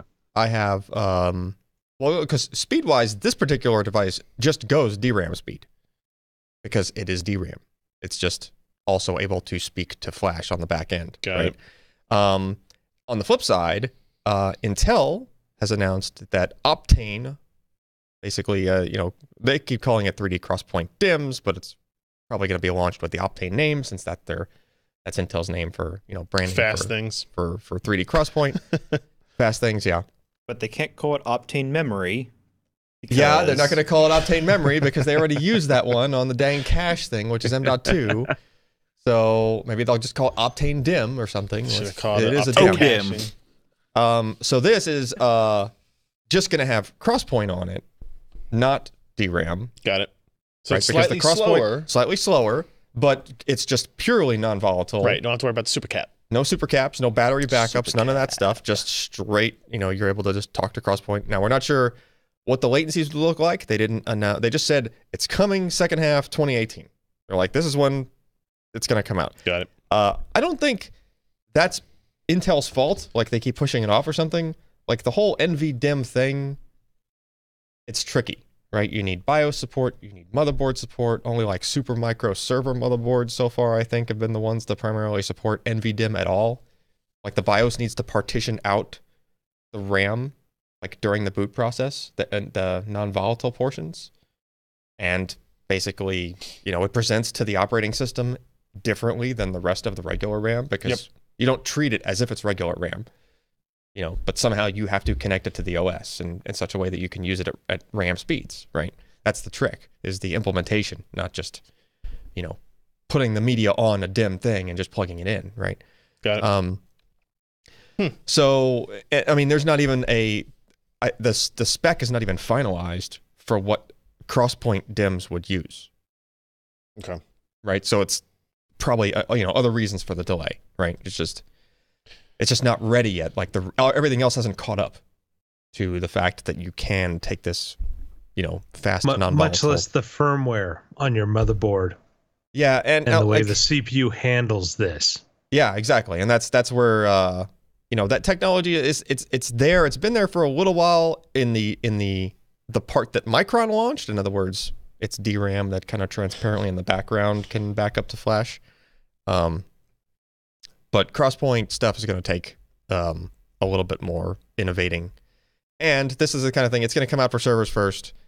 Don't expect to see, you know, anytime in 2018. Christmas 2018, you're not going to be buying your next motherboard with like an Optane DIMM to just have your OS on. Like, I don't think in the next 5 years you'll do that. I mean, it might be like 3 years, maybe. What's the advantage for As a end consumer? consumers? You would just need a consumer, like the BIOSes would just have to get to the point where they can index. No, but what's the advantage for consumers? Oh, well, your SSD. Oh, there's many your- advantages. Your SSD would not be limited by PCI speeds. It would be limited. Sure. Basically the CPU is speaking directly to Crosspoint over the DRAM bus. That would be nice. Yeah. Also, think of all the issues you've had. You've got DRAM modules that will be far more dense than regular memory And slower. because of Crosspoint, the design. Yeah. And slower. But think of all the ways that. Barely. Think of all the hurdles that we have right now as far as even if you bought a 900p. If you run it on a Windows machine, you're giving away like 50 to 60% of your latency per request just to the fact that the Windows kernel is designed to run on like SATA and NVMe SSDs. Sure. Still, like NAND SSDs. And so there's still a lot of latency that just kind of gets thrown in just by the way that the kernel is just not optimized for it. That would still exist if NVDIMMs were available today. Probably not, because anything that would be an NVDIMM driver would have to be POL mode, not interrupt request based. I mean, you're making a lot of assumptions Yeah, there's a about whole like lot of potential assumptions. implementations But I mean, in Windows of a You've technology tested that doesn't POL exist mode yet. before on Windows. We And we did a hack to get there. No, but like Intel tested POL mode with Optane. Yeah, on and the they can get down P4000X. and they can get down to 7 microseconds. With Right. it. But what's DIMM? But there's no What would DIMM interrupts. do? Yeah. Well, you're throwing away a couple of microseconds. What I'm saying is the operating system was still There's no talking to it interrupts. as storage, but it's still only it's be able to just get down to there. 7. Like that's its No, you can get lower than stopping 7. point. With the same these- software kernels involved? Yeah. But you just like how? If the driver if the driver is not setting it up as an interrupt, if the driver halts the thread while it does the I/O and immediately Polling turns, mode. But it's there's different than poll. You don't have to pull RAM. You don't poll It's RAM. sticking mode. exactly. When you ask- Exactly, Alan. You don't pull That's my RAM. point. But what the It's just architecture? It would. Okay, I shouldn't use the word poll. It'd be faster than poll. Okay. Nothing's Okay. faster than Anyways, Alan's digging himself a good hole here. interesting technology to look I'm gonna forward put a poll to. in. We'll talk about this one next year sometime. Yeah, next year sometime. We'll move on. You wouldn't. You're getting rid of a lot of the hops it has to take. You're It not seems- going it over seems to me PCI that there's a Express. huge software step that has to take place Yeah. to Yes. take advantage of that. Yes. That's That's what I mean by So even now if it you had can limbo NVDIMMs underneath today, the pole. you wouldn't be able to go faster than what a polling driver with the P4000X could do today, Yes, it would go faster. Well, because the interface is much faster. So here's the but thing. not lower latency. so That means lower latency. so why are we even treating this Your as a memory drive? controller is going to have lower latency than your PCIe controller, Yes. just because But of if the it's design. memory, you Even don't the have to PCIe pay a controller poll is tax. attached There's to the packet processor overhead. bus. There's all this stuff for PCIe that would go away with a DIMM form factor. It's all That's- mem mapped in the Well, end anyway. It wouldn't go away with the DIMM form factor. It's just electrical connections. It'd have to be the interface with which the CPU talks to it, right? Yes, which would. Yes. So you What's- can't go Yeah. NVMe So over DIMM. what's the controller in that regard? Is it on the CPU or it's is it the on memory the controller NVDIMM? at that point, isn't it? No. Okay, it's going to be firmware. It's going to be They're how you address memory transactions at a very low level. yeah. There's And probably I'll still tell you, going to memory be transactions at the DIMM and level is really highly optimized. Yeah. And if you can add that huge, larger storage with only a slightly larger latency issue, you're going to have some really good things coming if the OS can leverage that. yeah. Exactly. That's all- that's the Exactly. catch. That's all Writing I'm to DRM is highly optimized now, but writing to Optane in the same way is Yes. obviously not. Right. But how is it different? You guys are talking about the Windows kernel and the polling Well, so and the okay, interrupt so stuff. you have But to I mean, realize you already have a memory controller. You're gonna load new firmware on it, and why is this more complex than just saying, all right, this chunk right here is Optane and map it to this virtual address here? Because Because the Windows would OS freak the Map it. fuck out if you did that. no, because the OS if you tried to write all of your system memory to RAM. Okay, let me ask the OS this. wouldn't know to access it as if it was a storage device. Exactly. Have That's you a change ever that needs to happen at heard the software of level. virtual channel SD-RAM. How would that be applicable to this? Highly, Yeah. correct? Yeah. Yeah. And this is It depends if you're using it for 15-year-old system memory or for technology. system storage. Anyways, I stand by my 5 technology. years. Well, obviously, this shit isn't figured out yet. So, We're moving on. There's one last thing. It would go at least as fast as what was when we did the bridging the gap chart, and I think we got down to like 3 microseconds or something with the RAM disk, Okay. Yeah. something like that. I see that. Right. Sure. So there's your floor to like the Windows, OS. the OS, Yeah, right? yeah. Like, because that's just a driver Now talking to RAM. that wasn't something we tested though, right? Yeah, I tested it. You still Yeah, had that a was- working RAM drive to Yeah, test? yeah. I just found the Okay. fastest. I tested like Oh, 5 or oh, 6. Not like I was thinking of the gigabyte. RAM No, drive. no. You're talking That about like using software as a RAM Yeah, drive. just I a said, I got it. software RAM Got it. disk thing, right? Because Crosspoint would be the same thing. You just need some kind of driver to overlay on the OS, and then it would get better as the OS could just natively Right. speak to it, right? All right, picks of the week. Mine is NB DIMMs, oddly enough. NB Dims, right? Yeah, Yeah, totally. So it's weird timing how that worked out, right? It is the NVIDIA Titan XP Collector's Edition with these cool ass Star Wars designs. That looks pretty cool. So when I was talking with somebody about when they came out with this teaser video for these, right, and you couldn't tell what they were, you just saw red and green, and you had no idea. And I was told that this was going to be the Ryan Shroud edition of these video cards. What? Right? And I was like, and I still had no idea. I was like, what does that even mean, right? And he's like, well, you'll like it, right? And it turns out this is what they were. They were I releasing. said too much already. Yeah. Yeah. 2 Titan XPs. One with like they're 2 different designs.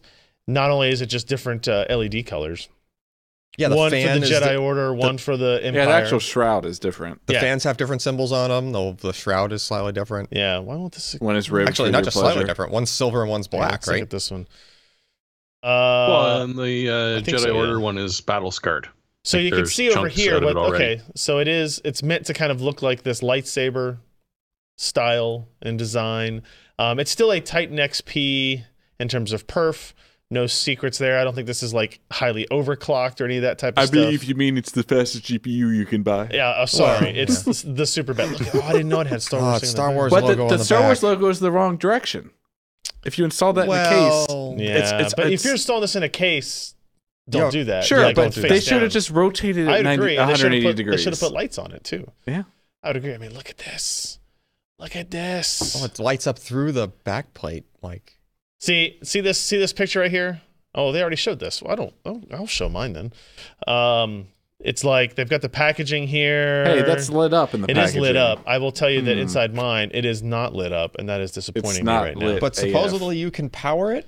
I apparently Supposedly, if you apply power to the 6-pin, 6 or 8. I don't remember which one. the 6 or 8. Well, you would only need. Now, you that's not on the normal Titan X. right? What? There's like That's a on the logo. PCI. Yeah, edge. there's a logo on the bottom. No, Mm-hmm. that's new. All right, I'm gonna look at these So pictures. too. supposedly you can apply 12 volts, for probably like Look low at it. amperage 12 volts to the Yeah, power it looks like connectors. Darth Vader's lightsaber. and you can do this with the card not plugged into a Yes. PC. That's and my it's understanding. and it's supposed to light That's up. my understanding. All right, so These are all supposed things. We don't know. so what I thought was cool about this is If it will ever open. Is that Star Wars music you're singing? We're gonna get taken down. That was so accurate. Now I haven't undone the labels, like the And- seals like, on these we don't sides even yet, want and to. I'm like, I mean, I'm going to, Yeah. because I do want to figure out if I want to display it like on a set or something and not use it, then I want it to be lit up at the very least. Can I please build you a gaming PC with that? Yeah, in it? we need to do that. I like, guess. I think we have a pretty good case for it. Aren't you gonna get the I other want to be one able to and- see the front of it though. We just need to find. There are a the couple of 90 degree? cases now that have built-in 90-degree. Okay, So we're gonna SLI the light and the dark side. that's my goal. Uh-huh. Unnecessarily SLI two $1,200 Titan XPs. I feel like Jim over here. Oh, look, it's Ryan bringing that is a balance gem to the move. Force.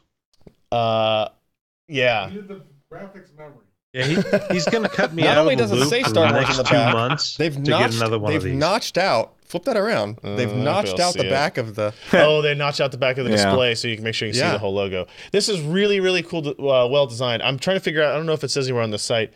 I haven't opened it up yet, but is it? I'm pretty sure it's just plastic. It's probably not metal along the top there, right? It just I don't know. metalized How much does that thing cost? looks like. Well, it was $1,200, but keep in mind that it's the same price as a standard Titan XP. It's not Yeah. any more okay. to get the special edition Star Wars. So, It says it's a die-cast aluminum body. ooh. So, Wow, hey, okay. die-cast. Crap now. Joe's Gotta gonna give like me a it. normal Titan XP. Look at this garbage here. Yes. Ugh. Why even bother selling that So anymore? terrible. Ugh. Just send that to me. It's now. the worst. And we just Yeah, had, get and rid Josh, of it. that was within arm's reach to Joe. It was just sitting on a shelf. That was amazing. Josh, go ahead and grab Would you like yours. me to bring out some more dog ashes? Because I've got 2 sets. As long as you said ashes, I'm okay with that. Oh man. All right. He's all in ashes over there. So I don't, if you're a big Star Wars nut like I am, you might consider buying one of these. Don't buy one if you weren't also already kind of thinking, hey, $1,000 plus video card is the right move for me. But it is pretty badass. And kudos to NVIDIA to like get this license, and I think this is the first time they've done like a big licensed thing like this. They've had, partners with game developers and stuff like that, but this doesn't say like Battlefront 2 across it or something like that, right? It's Star Wars, Galactic Empire, Jedi Order. I'd like to hear about the approval process from Disney to get these designs done. I bet that would be an interesting conversation. to Started have it with as well. Ching Ching. Oh, yes, of course. Yeah. NVIDIA has money to pay for it. All right, Jeremy, what do you got? Well, I mean, say you don't have $1,200 lying around and you wanted a GPU you could actually use, but still sort of looks Imperial. I'm going to use mine. It just may not be for gaming. He's just not Ken gonna- says it'll be for intended gaming. purpose. He's not going to let it get any dust on it, but he's going to use it. Yes. So there's a decent deal on an MSI Black Radeon RX Vega 64 up here in Kanakistan. All right. It's just about $200 off, and it's in stock. 2 things you don't usually see very often. That's true. It's not the liquid cooled one. Sorry, that one still costs a titanic amount of Does it cost money. a Star Wars Titan XP? Not quite, but it's getting damn close. Fair enough. And with the 8 gigs of memory, I mean, if you're going Wolfenstein high resolution, this is a decent card to go with, because up here that 1080 Ti is going to cost you a bit more than $710. Yep. So if you're shopping, this one is probably not going to be beaten on any Canadian Black Friday deals. So give her a shot. Well, what about seal deals? Seal deals? Well, I mean, I No? don't think it's quite heavy enough to be effective with seals, but Yeah, if not you- a lot of clubbing if you potential. crossfired two of them together, you Does might Club be 3D able to still take make one out. graphics cards? That'd be perfect. And besides, up here we prefer using Matrox cards. Okay, yeah. You can buy them in bulk for cheap. All right. Josh, you're next. Me. What did I choose? Don't know. Shows a headset that you're not using. Amazon.com. Okay, so anyway, I had to order Thank you for an clearing your individual in our organization a new headset and microphone piece, throat. Uh-huh. and this worked out far better than expected. It is the Microsoft LiveChat LX3000 headset. It's USB. Mm-hmm. It's got good sound, covers the ears, and it's inexpensive. Yeah. Inexpensive. It's not bad. Look at 25 is that? pounds. I've paid more Usually for it's on Jabras. sale for about $7 cheaper. It's nice. Josh, does this one have It the works well. does it have the nice mute button on the core like the 2000 series I can't does? remember. I have the 2000 at home and I absolutely love it. I'm going to say no. It is not listed as one of the 4 bullet points. Ah, it's so sad. That was the best part about the Damn. 2000. I don't know. It might Uh, have it, but I'll have there to is look a tomorrow. there is a and review that report it. says the only thing is that the mute button stopped working after a few months of use. Oh, maybe it's but, a- So apparently it has one. So there's a That's mute bad. button. I don't know where it is. and it may not be that high a quality. Yeah, it may. All right. Well, worth checking out. All right. Yeah. Alan, what do you got? $25.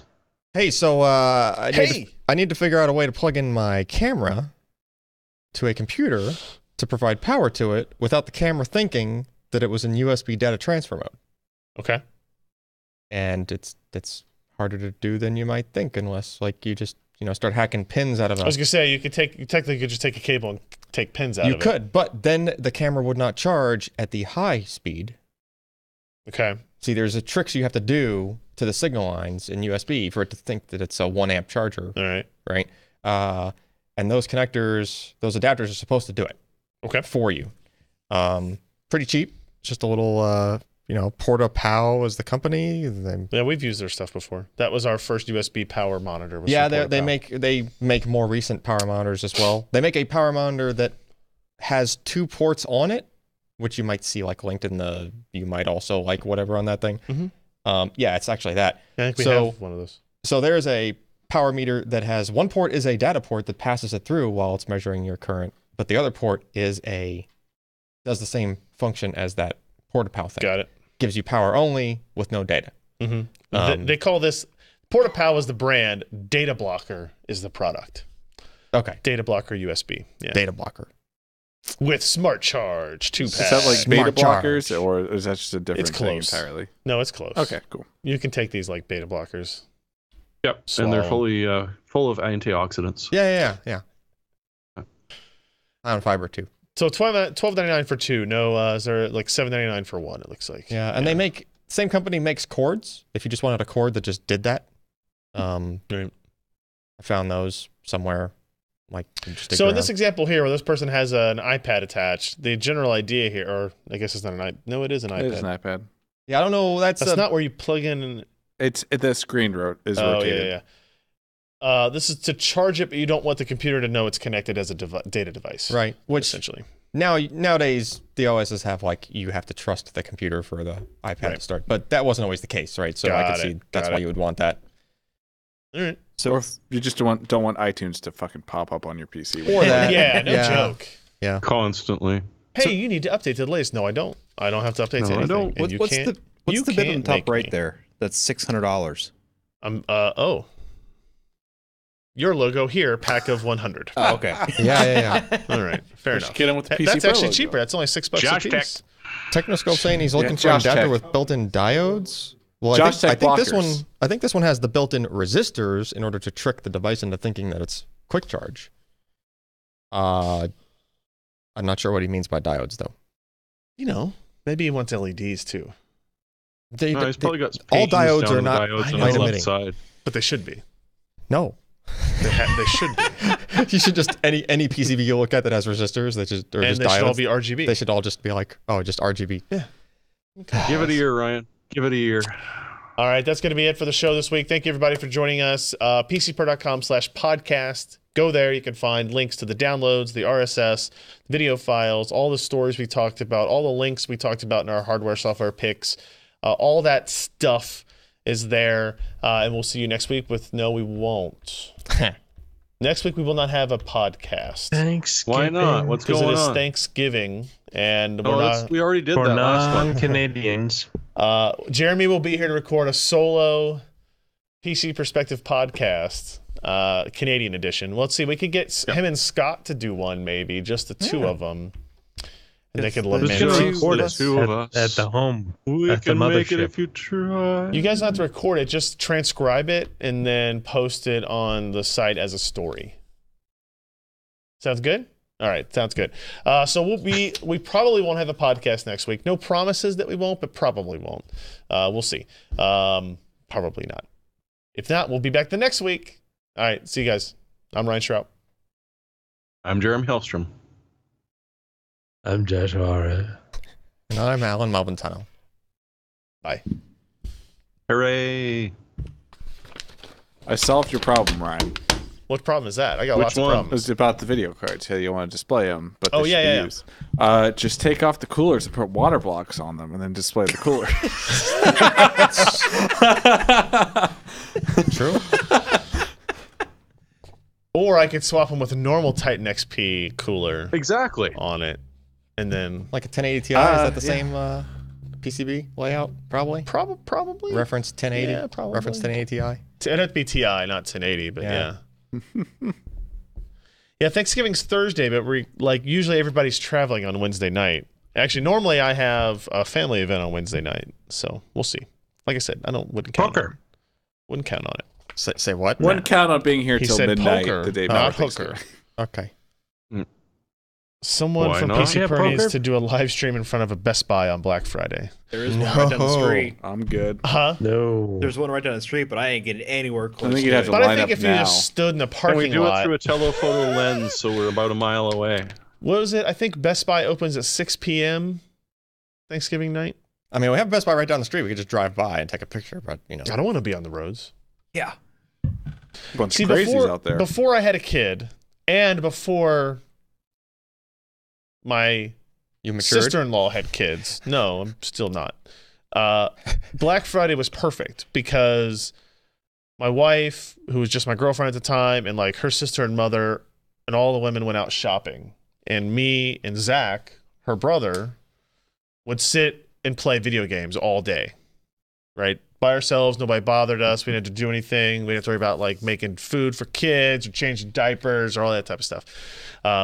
We played through like So it's perfect. it was perfect. We do like play through Halo 3 in an afternoon, and then the next on Saturday play through Halo 4 in the afternoon, right? Like those types of things, right? Just sit in front of an Xbox. Sure. And now it's like, hey, can you watch the kids while we go shopping? I'm like, kind of no, like maybe not. How's that work out? No. It hasn't yet. It hasn't occurred yet. Maybe you should take them all shopping with you, Yeah, yeah. right? How about that? Then your child gets trampled. Well, then that's her mother's fault. Yeah, so I don't know what I'm gonna do. Not the person that suggested that they take them. No, hey, Oh, come on. They're nice and That's like short. They blaming can fit in somebody between who's- everyone's legs to get the good stuff. you can't blame somebody who recommends you fly to Hawaii for If the you plane dying in crashes? a car, in a plane crash, or even a car crash to the airport, for that matter. I mean, Sure, you can. nah, probably could. They would. Somebody would. Yeah, I wouldn't actually send him, but she's pretty low effort still. That's true. Turn on the TV, Put her in front of the. give her iPad while I use the TV, and we're fine. Put her in front of some Star Wars stuff. She still only watches about 40 minutes of the Star Wars movies before she's like, I'm good. They did release a new cartoon. As old as she is, sitting in front of No, a movie yeah. for 40 minutes. of an adult movie that adult doesn't movie? have bright colors all the time. That's and impressive. stuff like that. Yeah, and it does. They don't break out into song. It's pretty good. Maybe they should. Yeah. So they have a new Yeah, cartoon. we tried that in the Christmas special. It was not good. They have a new cartoon on Disney Channel called Forces of Destiny, and it kind of looks like the drawing style is kind of like Samurai Jack ish. Yeah. Aren't they like 2 minutes apiece? No, those were just the teasers for it and the build up to the release. So like, That's all they have on. well then, That's how all you're Jim getting. sees. That's all you That's see. all Jim can see. If you look on the Disney Junior app, the Disney XD, whatever it is, there's I think when I looked there were 2 full length like 28-minute episodes. Just put them all together. But that one focuses on Rey. It goes back and forth apparently between Rey and Leia and like yeah. So we'll see. And they also on Disney they released a new Guardians of the Galaxy cartoon, which is interesting. But I've been told it tries too hard to be funny. But this is from my 30-something adult dad. Has everyone in the chat seen the Deadpool Joy of Painting trailer? Yeah. I haven't seen it yet. I Yeah, saw you pretty link good. it, but I haven't watched it yet. I heard that was good. Oh, sweet Jesus. I'm gonna whack off again.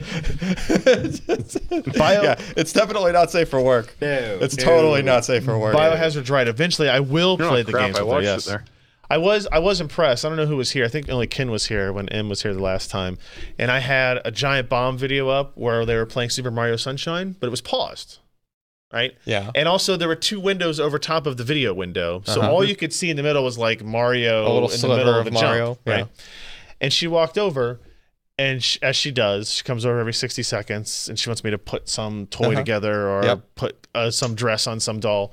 But she looks over at the TV, she looks over at the monitor, and she's like, Daddy playing Mario?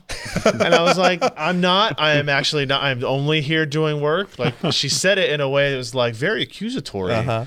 Like, I'm sitting in the back room Gee, I wonder where she watching gets that TV, and you're just sitting here playing Mario. I actually don't know where she got it from. Well, because I only ever played that Super Nintendo. No, I know where she thing got the tone of voice one from. time. Oh yeah, well, that's from her mother. Yeah. But she did get a Mario toy in a Happy Meal, I think. You ever played Odyssey? But not on the TV. Mm. Only on the portable mode. I That don't must get suck access for to you. my TV very often. Yeah. Which is It's why not, I'm trying it's to not finish for my you. business. so I get That's a why your TV, TV's I over know. there. Yeah. It's just, when we do the basement, I'll be the one in the basement. Are I'm you? sure. You're going to be in the basement? I'm You'll be sure the I'll one in the basement until your daughter grows up. That's where she hangs out with friends because you don't want to, like, they're loud. Then I'll be up in my bedroom Yeah. in that TV. And you'll be asleep. Yeah. Oh, that's when you switch to jockey shorts and a wife beater. Biohazard wants to know I'm going to get her a Switch. I don't. What do you mean she's switching? not quite at that point yet. Yeah, she's not old enough. Also, she had an iPad Mini and it broke, and I tried to buy her a full size iPad and it's too big for her. Like What broke on she the didn't Mini? break Did it it. Like It just stopped No, working. she didn't like throw it Yeah. and break it. Like the home button stopped working. Oh, that's Right. annoying. So, but obviously when I give her an iPad, it's in one of those big child-proof cases. Yeah. I mean, you see her in the car seat trying to hold it, and it's like she's holding it like this. It's like like- I would be holding a USA Today in front of me, essentially. it's like a tray from a cafeteria. Yeah. And I'm like, okay, that's not really ideal, because especially when she's trying to hold it up for that long. That's heavy. She's got tiny You know. arms. It's heavy. So I don't know what I'm gonna do, because I really don't want to buy another iPad Mini. I mean, we They're can old. replace They home buttons fixed on an that iPad Yeah, I already gave that one to my mom. with the bad home button. It's not the home button; it's the sleep button. Oh, So I basically just said you It'll can time use out. it. It'll just time out in 2 minutes. Yeah. Right. But she wanted to be able to FaceTime since my sister moved to Florida.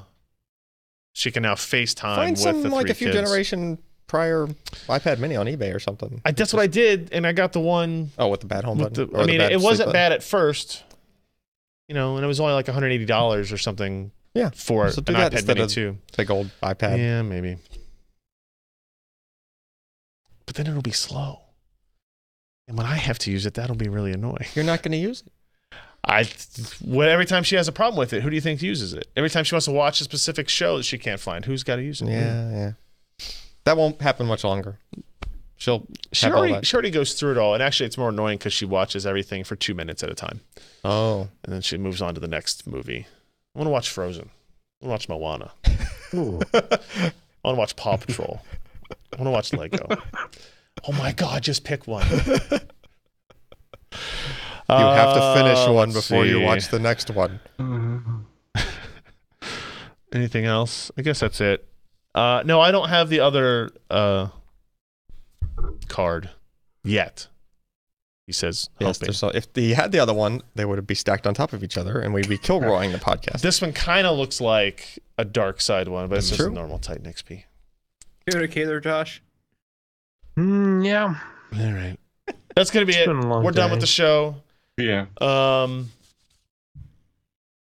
That's it. Bye, guys. Good night.